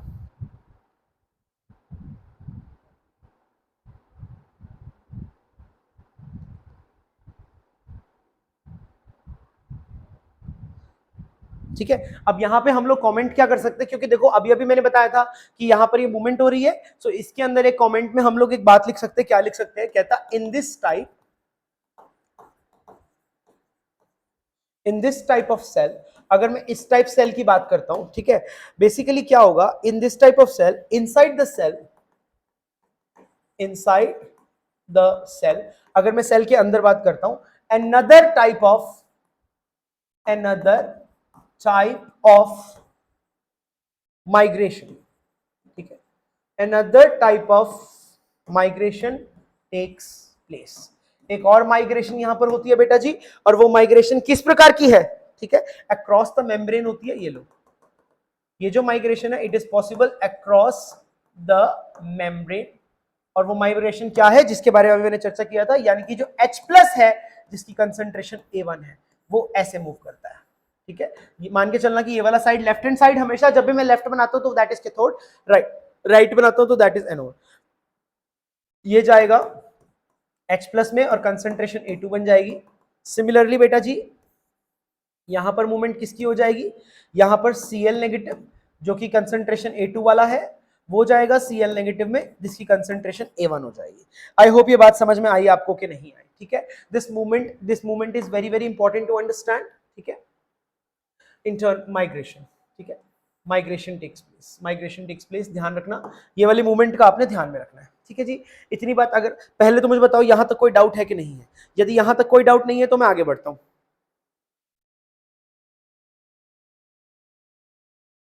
ओके, यहाँ आपका जर्नी विद केमिस्ट्री को एक क्वेश्चन है, सर आईटी जैम के नोट CSIR नेट के लिए कैरी फॉरवर्ड कर सकते हैं क्या, या कंप्लीट न्यू स्टार्ट करना जरूरी है? Okay, good morning Anshu. Journey with chemistry, देखो बेटा, जो टॉपिक्स हमारे कॉमन है ना, उनको तो आप पढ़ सकते हो, but again if you think कि सिर्फ उनसे काम चल जाएगा, दैट इज नॉट पॉसिबल बेटा, क्योंकि CSIR में बहुत सारे ऐसे टॉपिक्स हैं which are new, which are fresh, and you need to study them separately. अगर आप सिर्फ अपने उन्हीं नोट्स पे रिलाय करोगे तो it is going to harm you, मतलब जो काम आपको 6 महीने में करना पड़ेगा वही काम आपके करते करते 1.5 से 2 साल लग जाएंगे। So I will not recommend that, है ना। नए नोट्स ले लीजिए, नए नोट्स बनाइए अपने, वो ज्यादा बेनिफिशियल होगा आपके लिए। ठीक है, हाँ जी भाई, यहां तक बात समझ में आई कि नहीं आई? I hope this is clear till here. ठीक है, सो अब यहां पे मैं अज्यूम करते हैं, तो यहां पर लिखेंगे आप लोग कि लेट 1 फैराडे, अब हमने सिर्फ 1 फैराडे की बात की है, let 1 Faraday of electricity, 1 Faraday electricity pass कर रहा हूं बस मैं, इलेक्ट्रिसिटी इज पास्ड। अब जब बच्चों मैं 1 फैराडे इलेक्ट्रिसिटी पास करूंगा तो मुझे यहां पे क्या मिलेगा? देखो जी, अगर 1 फैराडे इलेक्ट्रिसिटी पास किया तो क्या मैं लिख सकता हूं T प्लस क्या था, जो भी करंट हमारा कैटायन कैरी करेगा, वेरी इंपॉर्टेंट पॉइंट है बच्चों, ध्यान से सुनना, T plus of H plus जिसकी कंसेंट्रेशन A1 है, वो जाएगा मेम्ब्रेन के थ्रू जा रहा है, याद रखना बेटा। ठीक है, इस सारे को ना मैं थोड़ा सा इस सारे को ना मैं थोड़ा इस तरफ कर लेता हूं,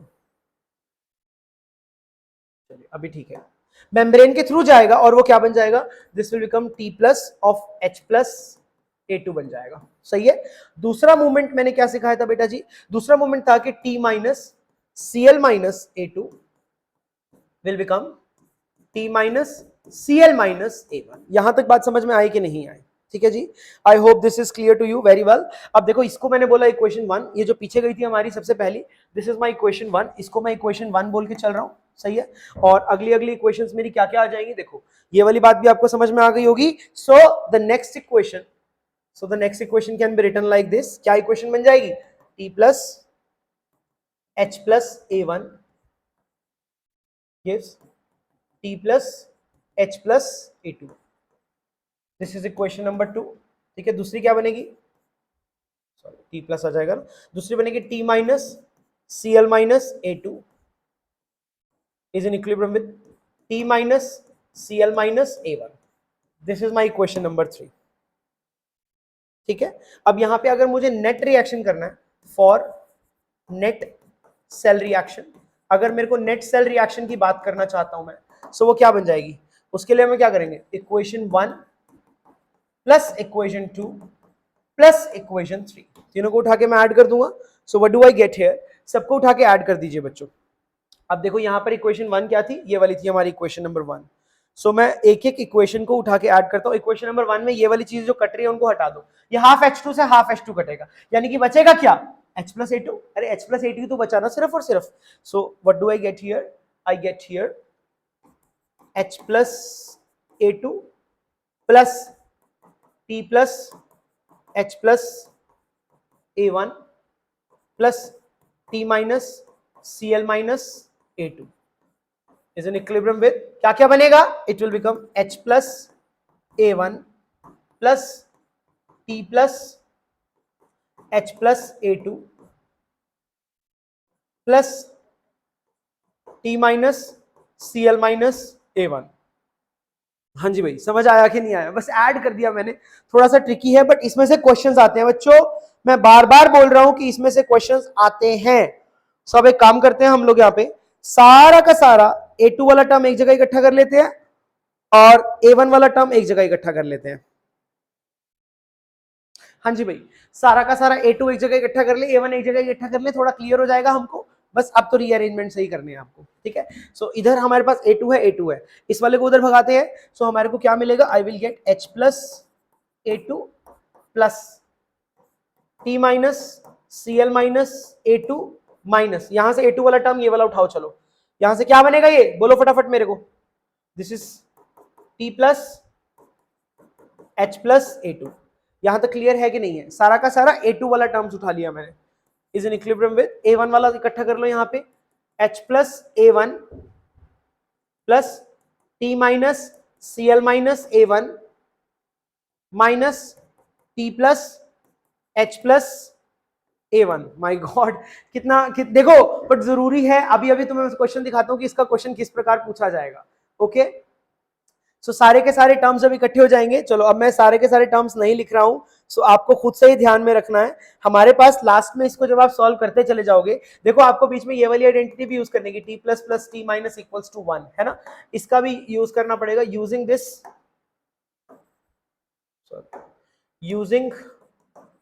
दिस हम लोग किस कंक्लूजन पे पहुंचेंगे?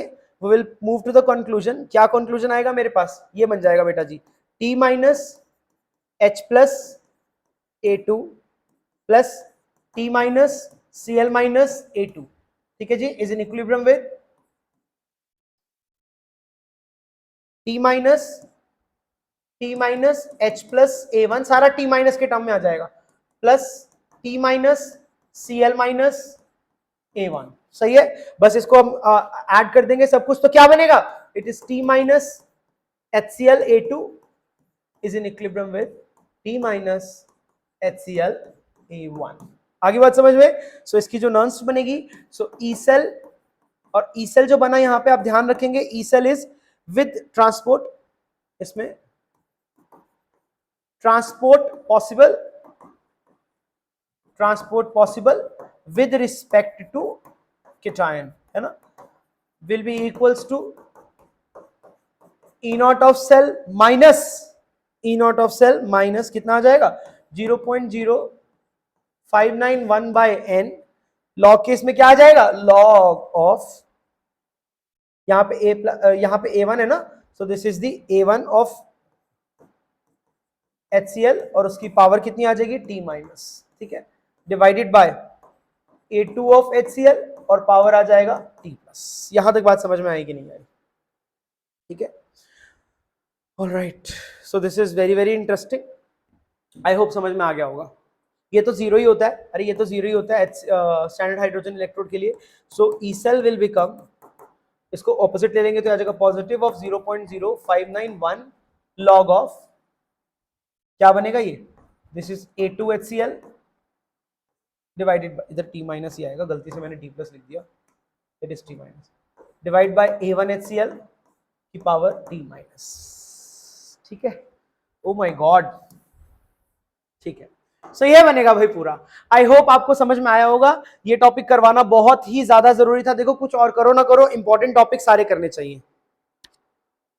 ठीक है sir, can I prepare for NEET with this topics? Aakash Kumar बेटा, नीट में तो मतलब इसका कुछ भी नहीं आएगा, नीट के लिए तो सिर्फ एनसीईआरटी तक रहो भाई। ठीक है, वहां पे इतना कुछ करने की जरूरत नहीं है। You don't have to do this much for NEET exam. ठीक है जी। सो ये टॉपिक बहुत ही इंपॉर्टेंट था, आई होप आप लोगों ने सुना होगा। That is the electrolyte concentration cell with transport with respect to cation. ठीक है, so I hope it is clear now. सो ऐसे ऐसे टॉपिक्स आने चाहिए आप लोगों को, क्योंकि एक आधे से क्वेश्चन आपको मिल ही सकता है ऐसा ऐसा। चलो अब मैं आपको क्वेश्चन दिखाता हूं कि क्वेश्चन एग्जैक्टली आया क्या हुआ था, तभी आपको समझ में आएगा कि मैंने क्यों इस टॉपिक पे आपके 10 मिनट लिए। ठीक है, अब देखो क्वेश्चन, देखो क्वेश्चन में क्या कहता है, कहता है the overall reaction for the passage of 1 Faraday of, अरे 1 फैराडे, अभी अभी हमने 1 फैराडे पास किया था for this type of cell, Ag AgCl KCl KCl AgCl Ag। ठीक है जी, इस वाले टाइप के सेल के लिए आप लोग मुझे डेराइव करके देंगे कि क्या बनेगा, है ना।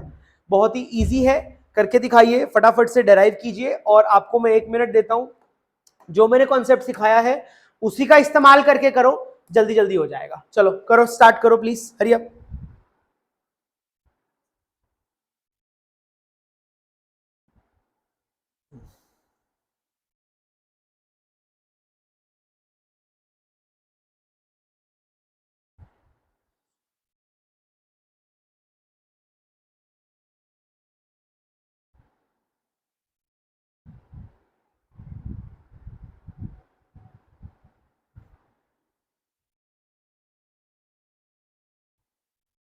ओके अभी भी लोग जुड़ रहे हैं। Good morning Suju.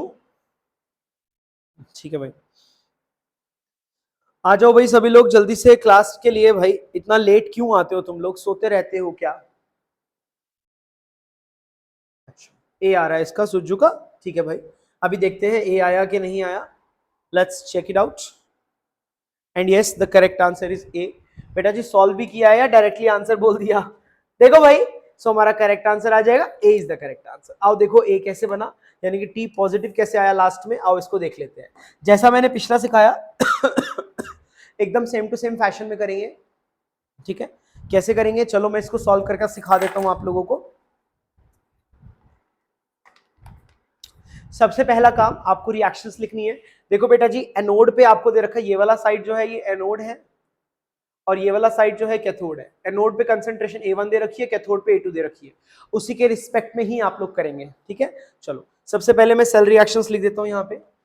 Cell reactions, cell reactions के रिस्पेक्ट में जल्दी जल्दी हो जाएगा। आओ देखो फटाफट देखो, अब लिखता हूं मैं। सबसे पहले मैंने कैथोड लिखा, सो कैथोड पे रिएक्शन क्या जाएगी, that is AgCl plus 1 electron gives you Ag solid plus Cl negative, है ना। अरे Cl नेगेटिव आ जाएगा, बोलो भाई। और यहां पर जो Cl नेगेटिव आएगा उसके बगल में क्या लिखा जाएगा, A2। ठीक है, A2 बन जाएगा। सो अब उसके बाद मैं लिखता हूं रिएक्शन यहाँ पे एनोड की लिख देता हूं, इसका ऑपोजिट हो जाएगा, that means Ag solid plus Cl negative A1 concentration के साथ gives you what, gives you AgCl plus 1 electron. जो कटता है काटो, जो भागता है भगाओ। ठीक है, जो जो चीजें कट रही हैं उसको निकाल दो। ये 1 इलेक्ट्रॉन से 1 इलेक्ट्रॉन को काटो, AgCl से AgCl को काटो, Ag से Ag को काटो। सो what do I gate with, what do I left with, I only left with this substance. क्या बचेगा भाई मेरे पास, Cl negative A1 gives you Cl negative A2। यहां तक बात समझ में आई कि नहीं? इसको इक्वेशन नंबर 1 बोल दिया। बोलो बच्चों, अरे इक्वेशन नंबर 1 हो जाएगी ये वाली, बोलो हाँ या ना। ठीक है, इक्वेशन नंबर 1 के बाद यहां पे अब हम कंसीडर करेंगे माइग्रेशन। सो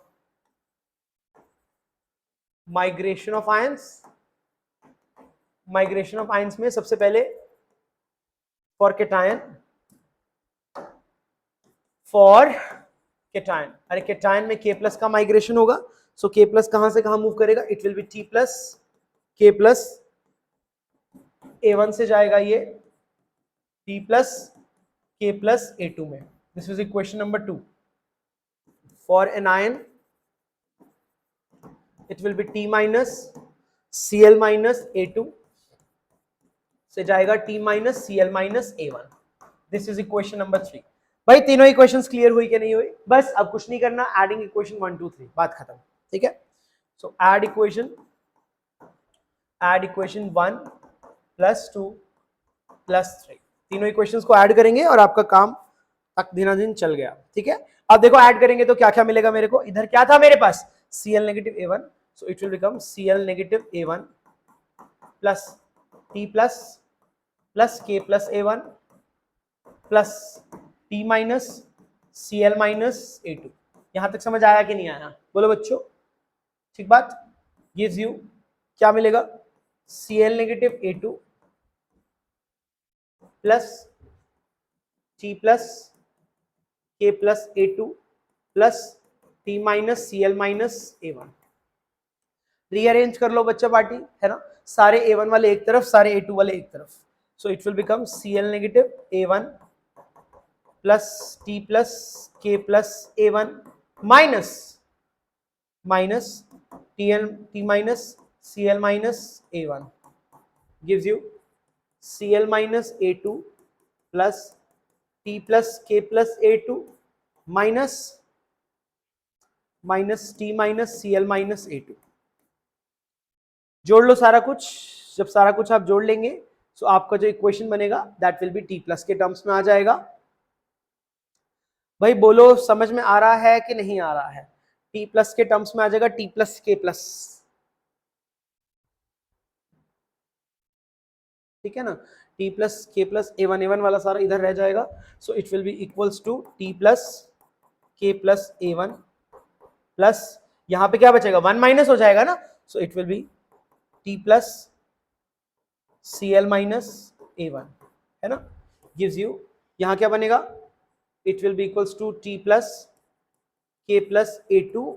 ठीक है, plus T plus Cl minus A2. बस जोड़ेंगे लास्ट में. सो क्या आ जाएगा, T plus KCl A1 gives you T plus KCl A2. बताओ भाई क्या ऑप्शन मैच कर रहा है यहाँ पे आपका, ऑप्शन ए इज मैचिंग. ऐसे करना है आपको एग्जाम में, जल्दबाजी मत करना क्योंकि ऐसा क्वेश्चन एग्जाम में देखने को आपको मिल सकता है. ठीक है, बोले भाई समझ में आया कि नहीं आया. देखो ये electrolyte concentration cell with transport बहुत ही ज्यादा जरूरी टॉपिक था.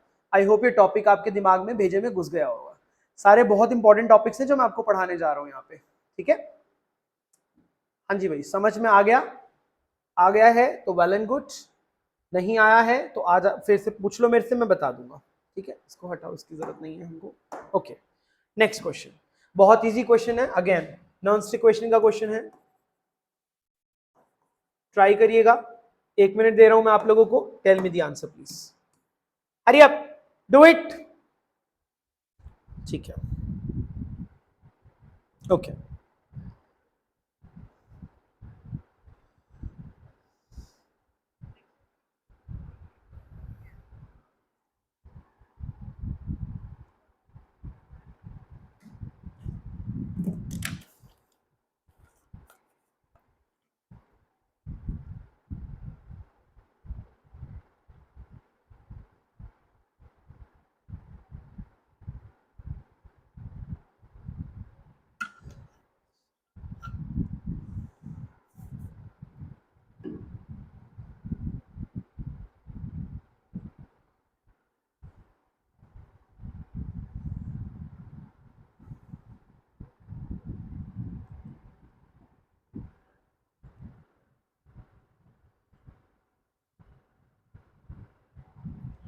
ओके, कर लिया आप लोगों ने.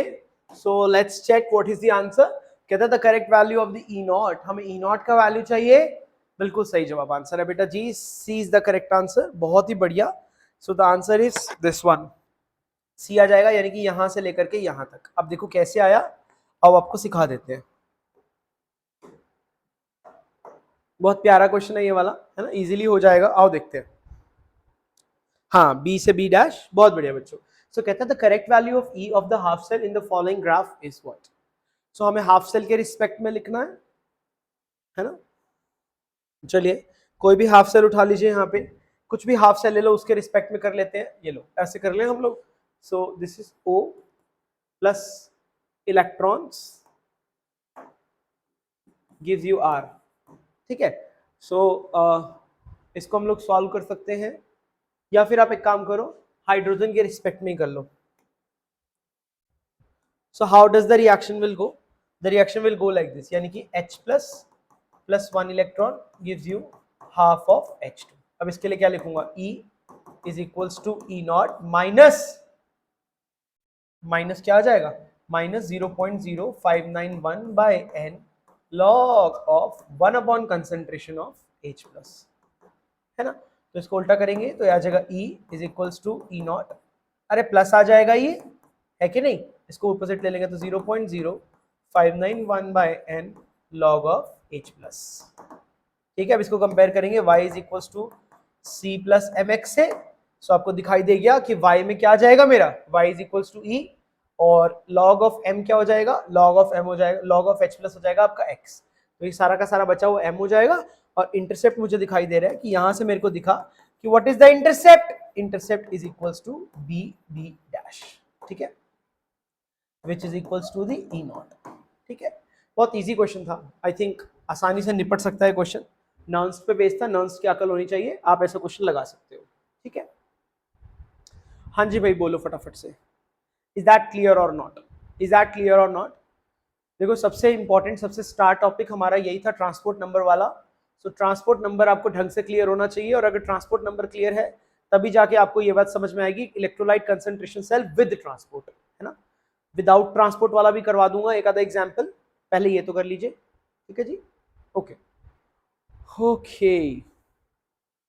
अब हम अगली बात करेंगे यहाँ पे, देखो नेक्स्ट क्वेश्चन देखो, दिस इज क्वेश्चन नंबर 6। क्या कहता है क्वेश्चन नंबर 6 में, हाँ इंटरसेप्ट आ जाएगा बिल्कुल, ठीक है। क्वेश्चन नंबर 6 क्या कहता है, कहता है द करेक्ट नॉन equation for the cell for the concentration cell this, ये कंसंट्रेशन सेल दे दिया हमको, ये वाला और ये वाला, without liquid junction potential. Liquid junction के विदाउट हमें बताना है, बहुत इजी क्वेश्चन है, जल्दी से हो जाएगा, है ना। सो एक बार मेरा मन कर रहा है कि मैं आपको थोड़ा सा लिक्विड जंक्शन पोटेंशियल भी बता दूं कि वो क्या चीज होती है ना, इंपॉर्टेंट होता है बेटा जी। उसके बारे में भी थोड़ी सी ज्ञान ले लीजिए मेरे से, क्योंकि देखो ये वाले टॉपिक्स ना मतलब मेन है, बाकी जो दूसरे वाले हैं ना, जो छोटे वाले टॉपिक्स हैं, जैसे कि नॉर्मल ई सेल निकालना, गिब्स फ्री, ये सब कर लोगे, तुम कर लोगे, मुझे पता है। यहाँ टकते हैं जो ये वाले टॉपिक्स तंग कर रहे हैं, ठीक है। और CSIR में इन्हीं से ही ज्यादा पूछता है, ज्यादा पंगे लेता है वो इन्हीं टॉपिक से। 4 नंबर वाला जो क्वेश्चन आएगा ना इलेक्ट्रो का, वो यहीं से बिलोंग करता होगा, ठीक है, ओके। चलिए, सो आई होप यहाँ तक बात क्लियर हो गई है। सो थोड़ा सा मैं आपको अब लिक्विड जंक्शन पोटेंशियल के बारे में ज्ञान देना चाहता हूँ, बता देता हूँ एक बार ये टॉपिक, फिर उसके साथ के क्वेश्चंस भी आप लोग लगा पाओगे, ठीक है। हाँ, इसका आंसर तो बहुत ही आसान है, इसको तो आप इजीली कर सकते हो, नो बिग डील। बट पहले मैं आपको थोड़ा सा पढ़ा देता हूँ लिक्विड जंक्शन पोटेंशियल, ठीक है।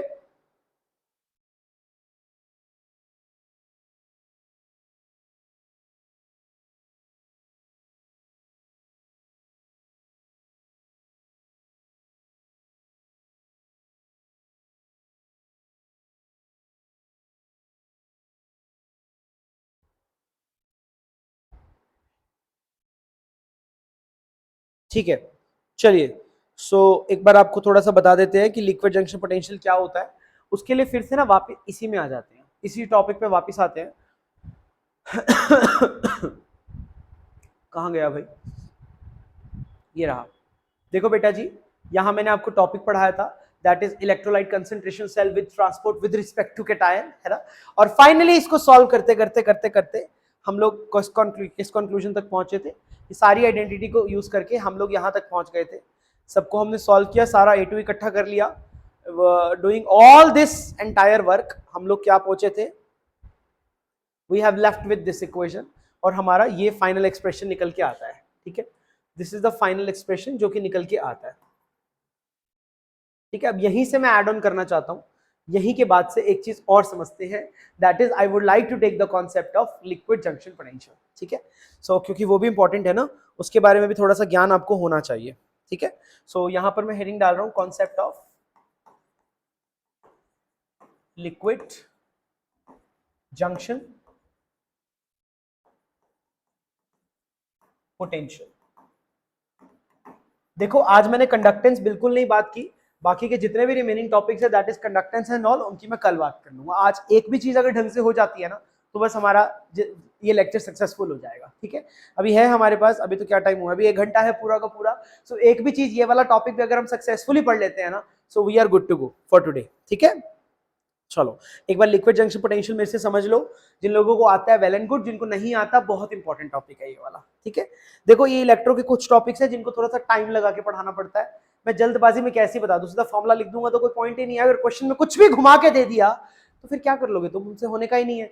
सो आपको इसमें लंबा लंबा ही करना पड़ेगा, क्योंकि 4 नंबर का क्वेश्चन है, थोड़ा टाइम तो दोगे ना इस क्वेश्चन में, है ना। इफ यू थिंक कि कोई ट्रिक बेस से फटाफट से हो जाएगा, नहीं, डोंट, मैं तो नहीं सलाह दूंगा, क्योंकि आप लोग सॉल्व कर लेंगे तो ज्यादा अच्छी बात है। ठीक है, चलो देखो, सो concept of liquid junction potential क्या है। देखो पिछले ही क्वेश्चन में अगर हम बात करें, लेट्स सपोज ये मैंने मेम्ब्रेन ले लिया, ये मेरा मेम्ब्रेन है, पिछले क्वेश्चन की मेम्ब्रेन में उठा रहा हूं। अब आपको पता है कि जो H प्लस था वो A1 वाली साइड से मूव कर रहा था, है ना, H प्लस टुवर्ड्स A2 वाली साइड, बोलो भाई यहां तक। और आपको मालूम है कि जो Cl नेगेटिव में मूव कर रहा था, Cl नेगेटिव A2 वाली साइड से मूव कर रहा था, Cl नेगेटिव A1 वाली साइड, हाँ क्या ना। This movement was taking place, ये मूवमेंट हो रही थी। अब इस मूवमेंट को अगर मैं ध्यान दूं और इस मूवमेंट की बात करूं, तो बेटा जी आपको ये अच्छा भला पता है ऑब्जर्वेशन क्या थी मेरी। ऑब्जर्वेशन ये थी बेटा जी, इसको अगर मैं ऑब्जर्व करूं ढंग से तो what can I write, can I write कि the speed of H plus का जो स्पीड है that is greater than speed of Cl negative. क्या ये बात सच है कि नहीं है भाई, H प्लस का जो स्पीड है वो Cl नेगेटिव के स्पीड के मुकाबले तो बहुत ज्यादा है ना, है ना। तो इसका मतलब क्या कह सकता हूं मैं, तो इसका मतलब ये कह सकता हूं कि therefore at the junction, junction का मतलब क्या हुआ, यानी कि मेम्ब्रेन, ब्रैकेट में लिख देता हूं एट द जंक्शन बोले तो मेम्ब्रेन, एट द जंक्शन बोले तो मेम्ब्रेन, द नंबर किसका, the number of H plus and Cl negative becomes different. अरे इनका नंबर जो है वह डिफरेंट हो जाएगा, है ना, H प्लस अलग हो जाएंगे, मतलब एक चैम्बर में H प्लस ज्यादा हो जाएंगे और एक में कम हो जाएंगे और एक में Cl ज्यादा हो जाएंगे, है ना। तो ये बात बहुत ही सिंपल सी बात है। ठीक है, तो इसका मतलब क्या हुआ, इसका मतलब क्या हुआ, that is total positive charge and total negative charge, total positive charge and total negative charge becomes different. अरे वो डिफरेंट हो जाएंगे, अरे बोलो बच्चों, मतलब जितना पॉजिटिव है उतना नेगेटिव मेम्ब्रेन के अक्रॉस अलग अलग हो जाएगा, यदि ऐसा होता है ना, बिकम्स डिफरेंट। ठीक है, एट तो मतलब, तो इसका मतलब क्या हुआ कि अब हमारे पास एक जगह तो पॉजिटिव इकट्ठा हो गया, एक जगह नेगेटिव इकट्ठा हो गया। बेटा जी अगर एक जगह पॉजिटिव और एक जगह नेगेटिव, तो उनके बीच में अपना भी एक पोटेंशियल रन करने लग जाता है, and that will be the opposite to the proper cell का पोटेंशियल। तो इसका मतलब वो वाला पोटेंशियल जो है वो ओवरऑल पोटेंशियल को तो डिस्टर्ब करेगा। इसी पोटेंशियल को हम लोग लिक्विड जंक्शन पोटेंशियल कहते हैं, क्योंकि नाम से ही क्लियर है, लिक्विड मतलब लिक्विड के अंदर ही पैदा हो रहा है, जंक्शन मतलब मेम्ब्रेन के अक्रॉस पैदा हो रहा है, और पोटेंशियल मतलब क्योंकि पॉजिटिव और नेगेटिव एक्यूमुलेट हो गए हैं तो पोटेंशियल डिफरेंस तो आएगा ही आएगा। हाँ जी भाई, यहां तक बात घुसी भेजे में, तो बताइए अगर घुस गई। ये तो था इसका फिजिकल मीनिंग, अब इसको थोड़ा सा हम लोग मैथमेटिकली भी समझेंगे कि मैथ्स अंदर का क्या छिपा हुआ है, वो भी जानना बहुत जरूरी है। ठीक है, सो आइए इसको स्टार्ट करते हैं हम लोग अपने टॉपिक को। पहले मुझे बताओ ये बात समझ में आई कि नहीं आई। ठीक है, तो बस इसमें सिंपल सा मैं कमेंट लिख सकता हूं, what can I write, I can right simply like this कि देयरफॉर, थोड़ा सा थ्योरेटिकल पार्ट है, देयरफॉर अलोंग द मेम्ब्रेन, अगर मैं मेम्ब्रेन के अक्रॉस देखता हूं, along the membrane, along the membrane, और मेम्ब्रेन का दूसरा नाम ये नहीं हो सकता, लिक्विड जंक्शन, और liquid junction, a new potential is generated. और एक नया पोटेंशियल जनरेट हुआ, पैदा हुआ, ठीक है। इसी को ही हम लोग क्या बोलते हैं, which is called which is called liquid junction potential. इसी पोटेंशियल को हम लोग लिक्विड जंक्शन पोटेंशियल कहते हैं। अरे भाई यहां तक बात समझ में आई कि नहीं आई? ठीक है, this is called as liquid junction potential, और इसको हम डिनोट करते हैं by the symbol E J. E J से डिनोट करते हैं, ठीक है। एंड दिस ई जे, ये जो मेरा ई जे है, शुड बी एलिमिनेटेड। इसको हटाना चाहिए भाई, एलिमिनेटेड, क्योंकि डिस्टर्ब कर रहा है ना, हमारे सेल को डिस्टर्ब कर रहा है। तो ईजे आपका जो भी आ रहा है उसको हमारा एक ही गोल होना चाहिए कि उसको वहां से रिमूव करना है। देख लीजिए एक बारी, फिर मैं आपको सिखाऊंगा कि एलिमिनेशन कैसे करना है, ठीक है।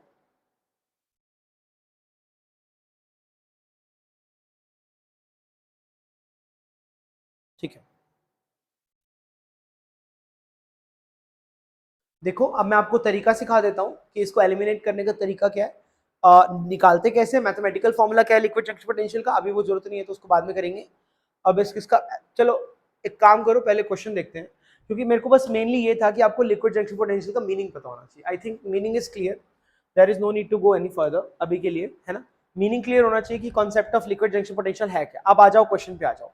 क्वेश्चन बहुत ही प्यारा था, देखते हैं हमें क्या कहता है। आइए क्वेश्चन कहता है द नॉनस्टिक equation for the concentration cell this in this without liquid junction potential, यानी कि अगर लिक्विड जंक्शन पोटेंशियल नहीं लेना तो इसका क्या मतलब है।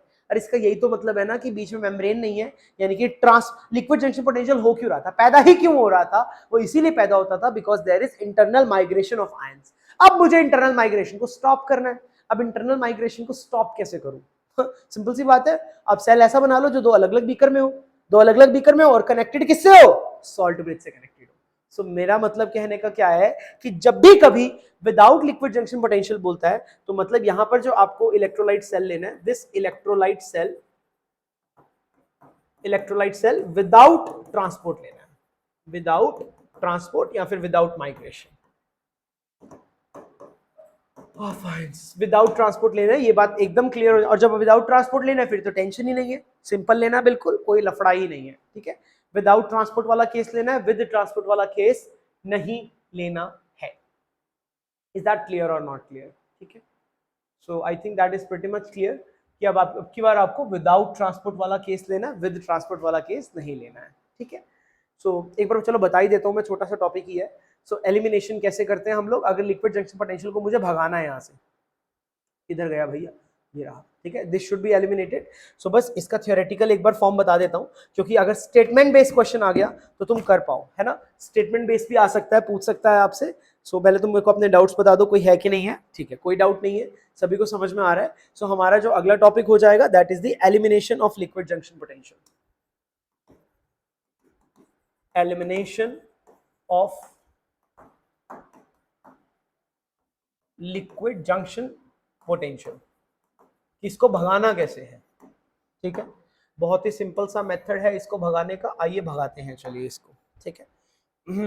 एक ही कंसेप्ट है कि use salt bridge, salt bridge का इस्तेमाल करेंगे, काम चल जाएगा, ठीक है। समझ में आया कि नहीं आया? ठीक है, सॉल्ट ब्रिज क्या चीज होती है अब ये, what is this salt bridge?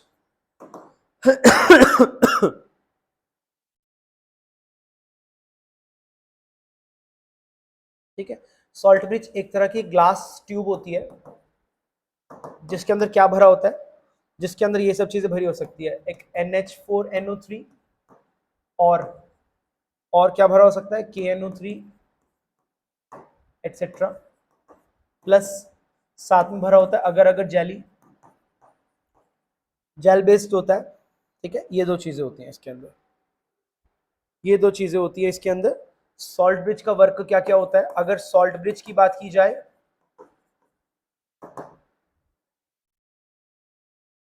सबसे पहला काम maintain electrical neutrality, electrical neutrality maintain रखता है, ठीक है। और दूसरा equalize the speeds of equalize the speeds of cation and anion, यानी कि EJ को जीरो कर देता है। ठीक है, सो ध्यान रखना इस बात का। ये इसके दो मेजर फंक्शंस हैं सॉल्ट ब्रिज के। सॉल्ट ब्रिज आपको समझ में आ गया होगा क्या चीज होती है, बस यही बताना था मेरे को। अब आप लोग फटाफट से इस क्वेश्चन को ट्राई करेंगे,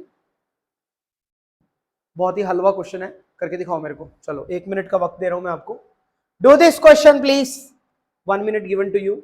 1 मिनट में ये क्वेश्चन मुझे करके दिखाओ, ठीक है? चलो चालू हो जाओ। I hope liquid junction potential का कॉन्सेप्ट समझ में आया होगा। निकालते कैसे हैं बाद में बात करते हैं इसके बारे में।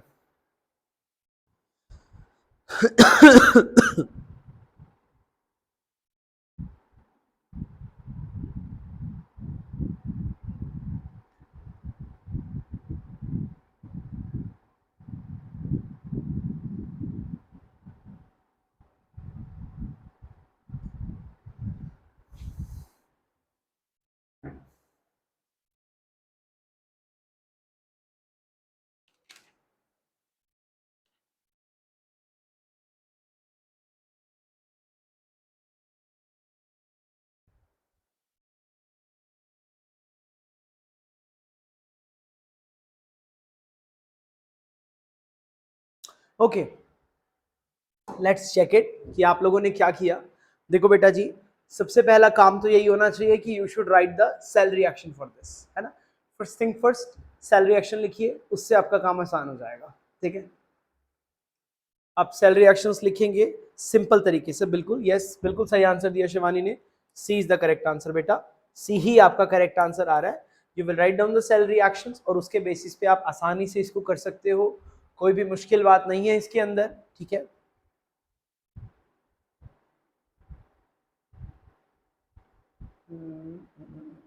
Okay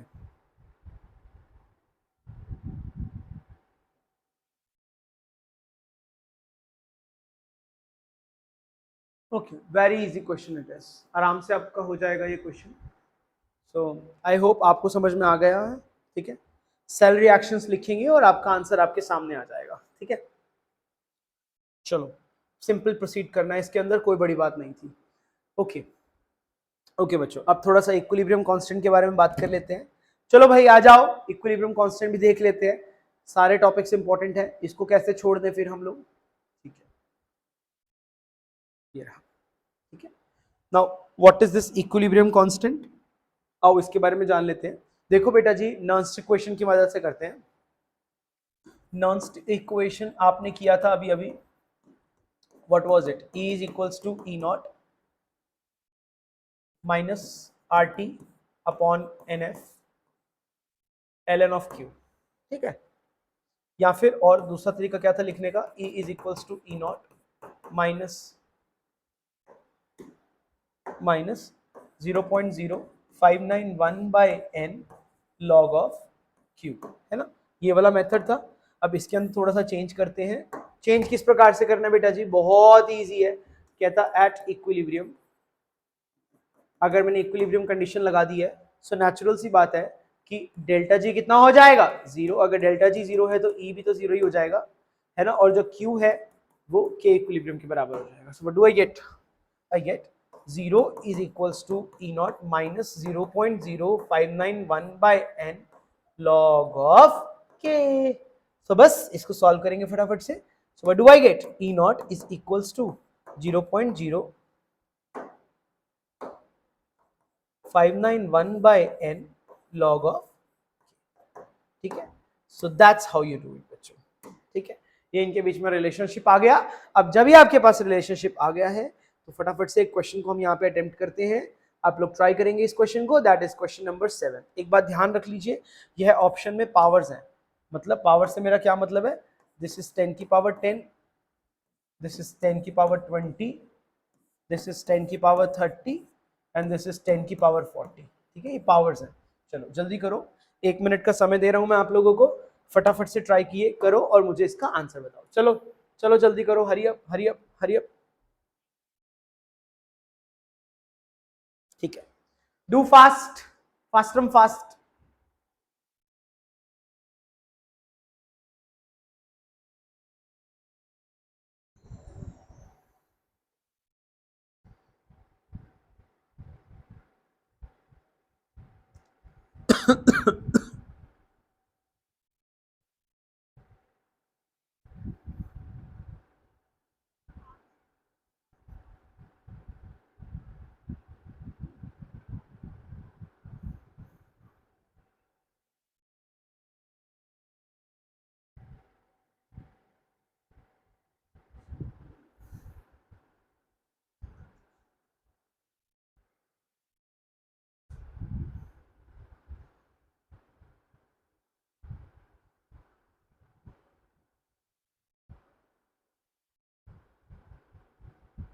okay, nobody has given the answer, very shameful.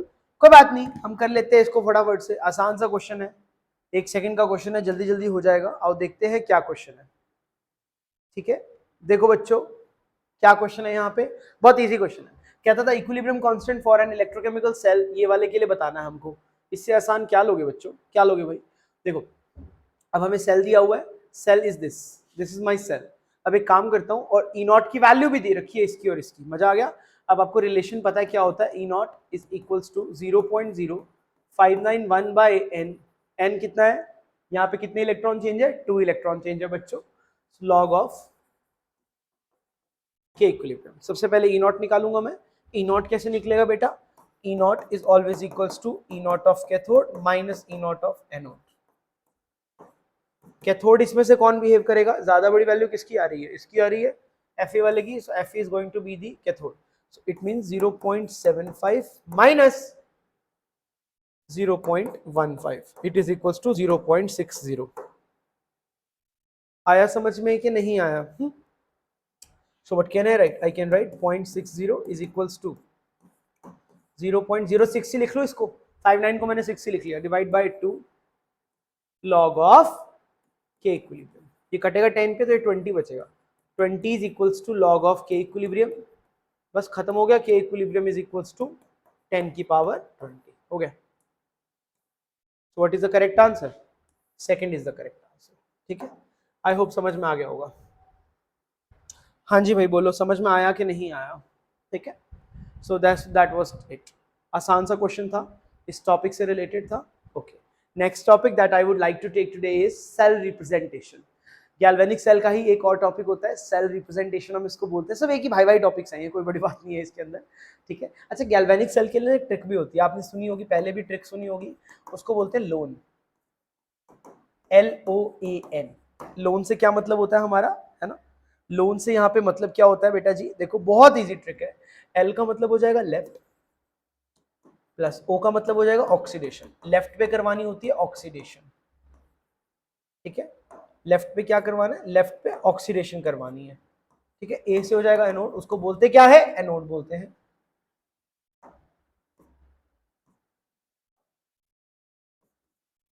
उसको एनोड बोलते हैं, और उसपे साइन क्या होता है, नेगेटिव होता है, नेगेटिव साइन होता है उसके ऊपर। ठीक है, सो ये छोटी सी ट्रिक है जो कि आपने भूलनी नहीं है, काम आएगी आपको। ठीक है, अब सेल रिप्रेजेंटेशन क्या चीज होती है?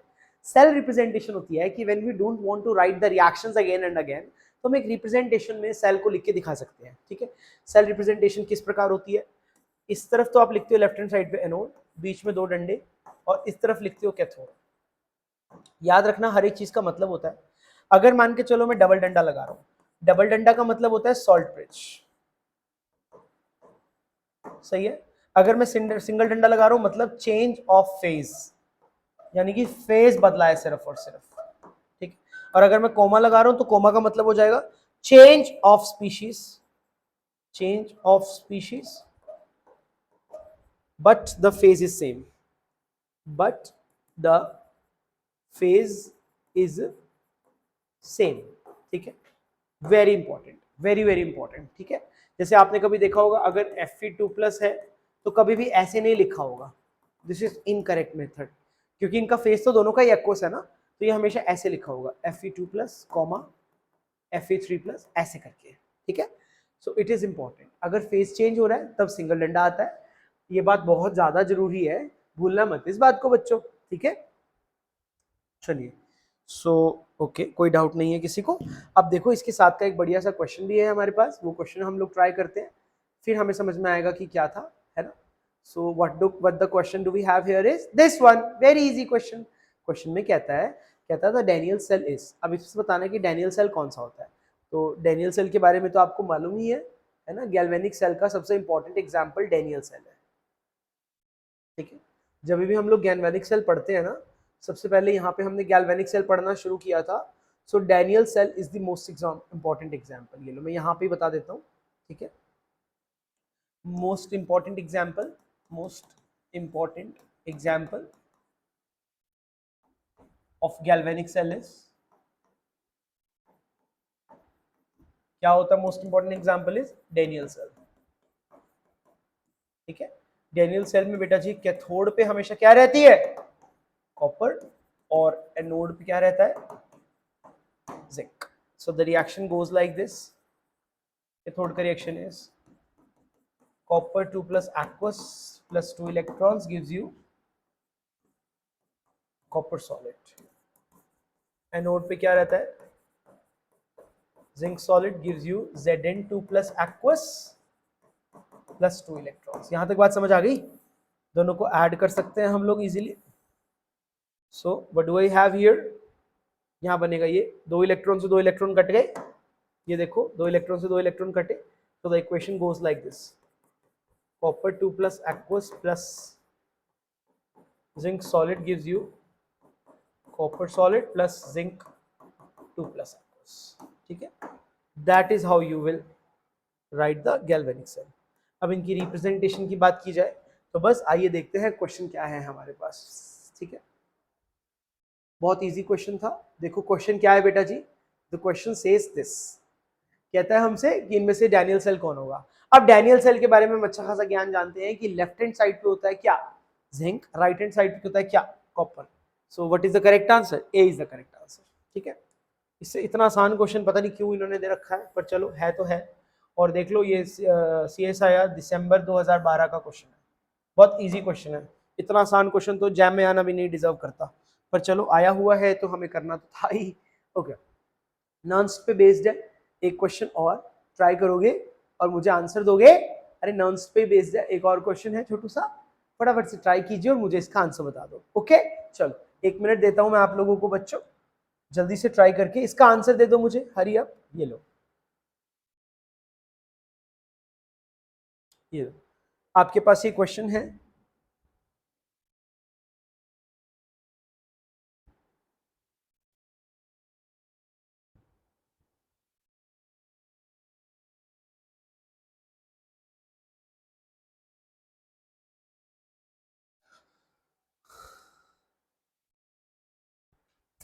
क्या हो गया इसे,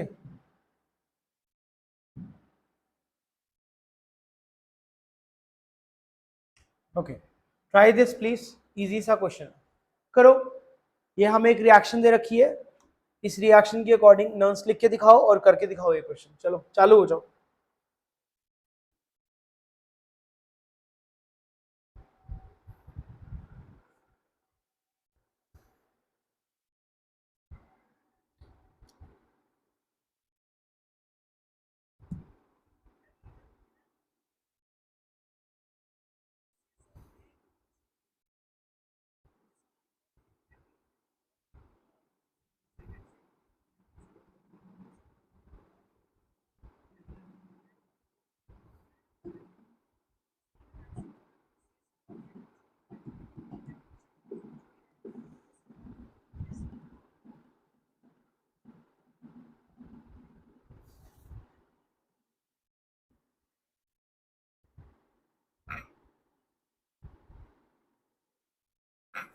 ओके, आई होप आप लोगों ने कर लिया होगा.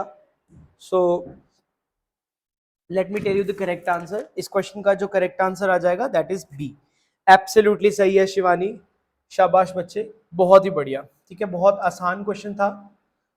I am still saying if anybody has any doubt in this question and if you want me to solve this question तो बताइए, मैं करूंगा, otherwise let's proceed further. मुझे नहीं लगता इतना आसान क्वेश्चन करके दिखाने की जरूरत है. Say yes or no, is this clear or not? भाई जो लोग देख रहे हो प्लीज एटलीस्ट रिप्लाई तो करो, है ना. Tell me yes or no, is this clear or not clear? अगर मुझे सिखाने की जरूरत है तो टेल मी सो, ताकि मैं इसको क्वेश्चन को करके दिखा पाऊँ आपको और सॉल्व कर दूं. और अगर नहीं है तो देन इट इज फाइन.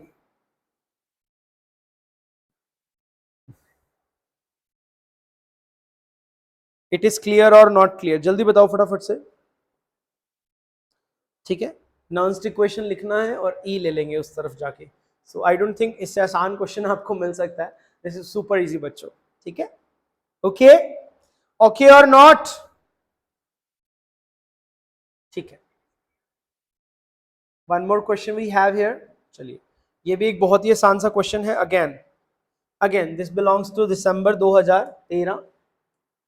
क्या लोगे भाई, इतना इतना इजी क्वेश्चन है ना. तो ट्राई कीजिए फटाफट से। 1 मिनट का टाइमर दे रहा हूं मैं आप लोगों को, आ जाओ ट्राई करो। बहुत इजी क्वेश्चन है, सीरियसली बहुत इजी क्वेश्चन है, करो, do this.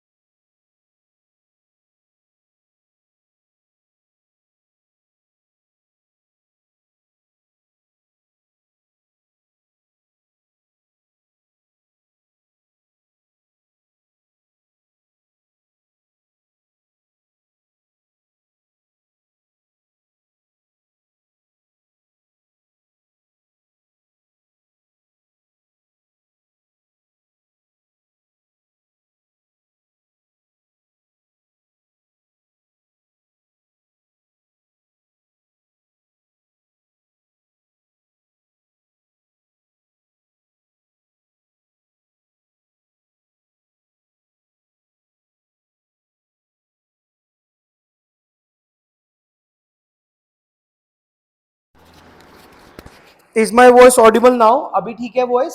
Please check it, please check it, अभी वॉइस ठीक है? Am I audible enough now? हाँ जी भाई, अभी आ रहा है क्या वॉइस? अभी क्लियर है सब कुछ?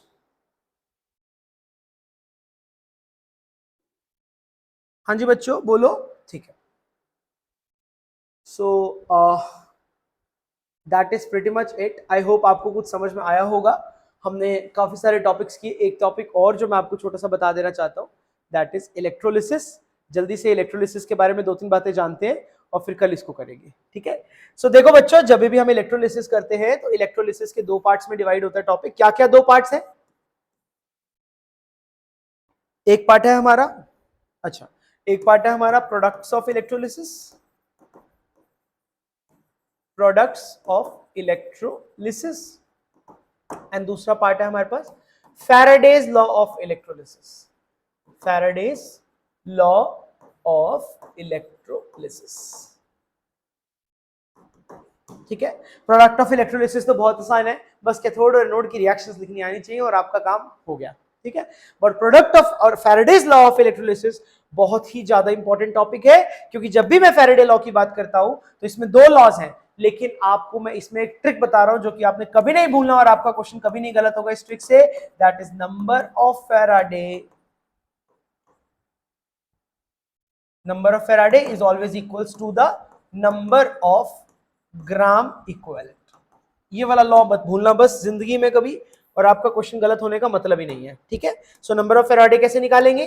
That is I into t divide by 96500, और ग्राम इक्विवेलेंट्स कैसे निकालते हैं? Moles multiply by n factor, ठीक है? बस ये वाला फॉर्मूला लगा दो, दुनिया में कभी आपका क्वेश्चन नहीं गलत हो सकता है, ठीक है? और रही बात प्रोडक्ट ऑफ इलेक्ट्रोलिसिस की, यहाँ पर बच्चों आपको कैथोड और एनोड की रिएक्शंस लिखनी है एंड आपको चूज करना है कि कौन सी चीज कैथोड बनेगा, कौन सा इलेक्ट्रोड, कौन सा एनोड पे आएगा। And for this we take the help of electrochemical series, we use electrochemical series.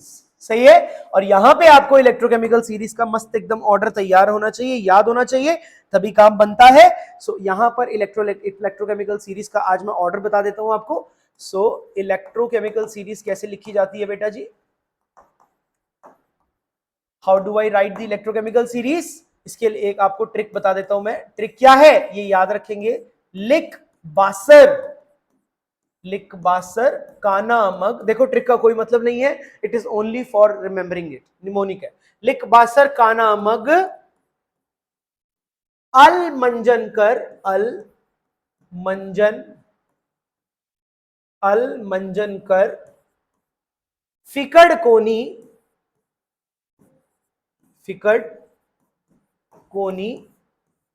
Sun pub H चापा। ठीक है, जैसी आवाज आ रही है वैसे ही नाम लिख दो। ली से क्या हो जाएगा? लिथियम, क से पोटेशियम, बा से बेरियम, सर से स्ट्रोंशियम, का से कैल्शियम, ना से सोडियम, मग से मैग्नीशियम, अल से एल्यूमिनियम, मन से मैंगनीज, जन से जिंक, कर से क्रोमियम, फी से आयरन, कड से कैडमियम, को से कोबाल्ट, नी से निकल, सन से एसएन यानी कि टिन, पब से पीबी यानी कि लेड, एच से हाइड्रोजन, भूलना नहीं है भाई, हाइड्रोजन। ठीक है, और ये चापा में क्या क्या आता है हमारे पास?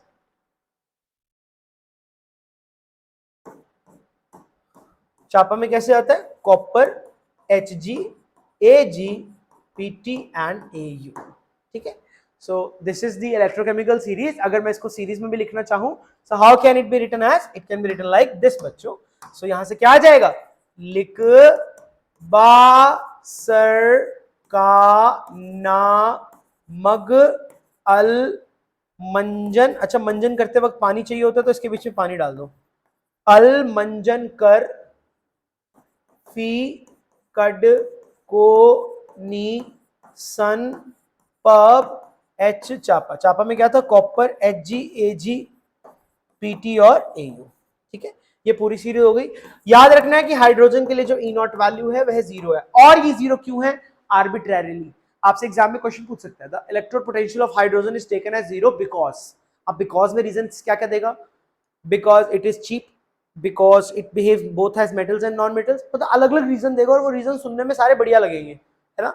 बट एक रीजन वहां पे ये भी होगा, नन ऑफ दीज। तो प्लीज नन ऑफ दीज पे टिक करके आना, बिकॉज ये जो हाइड्रोजन के लिए वैल्यू लिया है ये बिल्कुल आर्बिट्रेरी ली है, एकदम रैंडम। ठीक है, कोई इसके पीछे कोई रीजन नहीं है, आयुपाक कोई रीजन नहीं देता इसके पीछे का। सो आप भी ज्यादा बुद्धिमान मत बनना, अननेसेसरी शक्तिमान बनने की कोई जरूरत नहीं है, जितना बता रहा हूं उतना ही करके आना। ठीक है जी, okay. So I hope it is clear now. ठीक है, इलेक्ट्रोलिसिस के बारे में हम फिर से बात करेंगे और थोड़ा सा डिटेल में। इलेक्ट्रोलिसिस अभी पूरा नहीं हुआ है, कुछ क्वेश्चंस भी करेंगे इलेक्ट्रोलिसिस के और फैराडे सॉरी कंडक्टेंस के भी। ठीक है, सो आई होप आपको आज की क्लास, यानी कि आज की जो क्लास थी ना, basically that was about entirely about the नॉन स्टिक equation and the galvanic cell और लिक्विड जंक्शन पोटेंशियल और उसके अंदर की ट्रांसपोर्टर नंबर, ये सारी बातें एक ही टॉपिक से बिलोंग करती हैं। सो मेरा मकसद यही था कि इस टॉपिक को हम लोग पूरा ढंग से कवर कर दें। सो आई थिंक कवर हो गया है, आई थिंक क्या हो ही गया है। ठीक है, और आपको समझ में भी आया होगा। हमने सारे टॉपिक्स आज कवर करने के लिए कवर करने की कोशिश की। क्या क्या?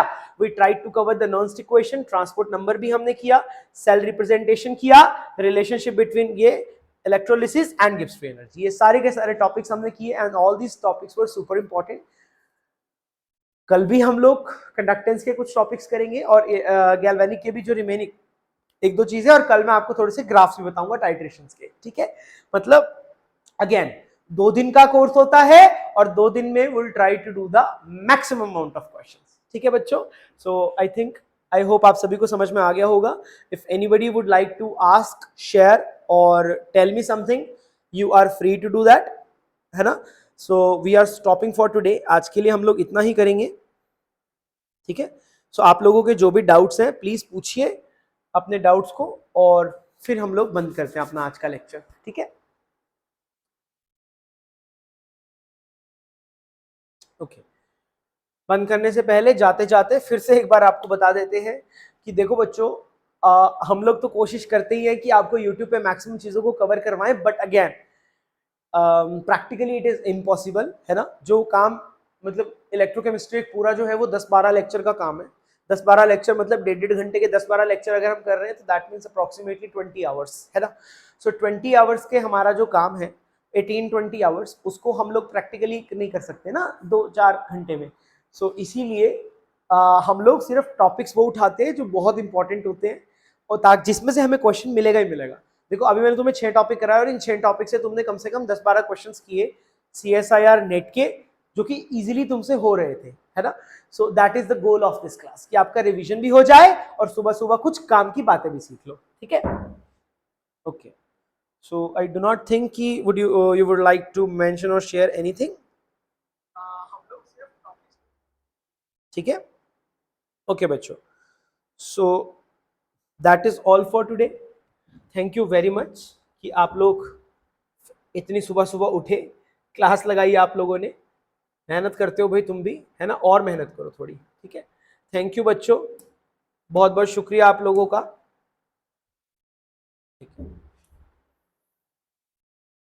ओके, कल मिलते हैं हम लोग फिर से सुबह 7:30। संडे है, संडे का मतलब ये नहीं है कि छुट्टी लेके मस्त सोते रहो, नहीं भाई, हम लोग उठ रहे हैं तो तुम भी उठो, मेहनत करो, और कल फिर से हम लोग मिलते हैं इलेक्ट्रोकेमिस्ट्री के लेक्चर नंबर 2 के साथ, ठीक है। चलिए bye bye guys, thank you बच्चों।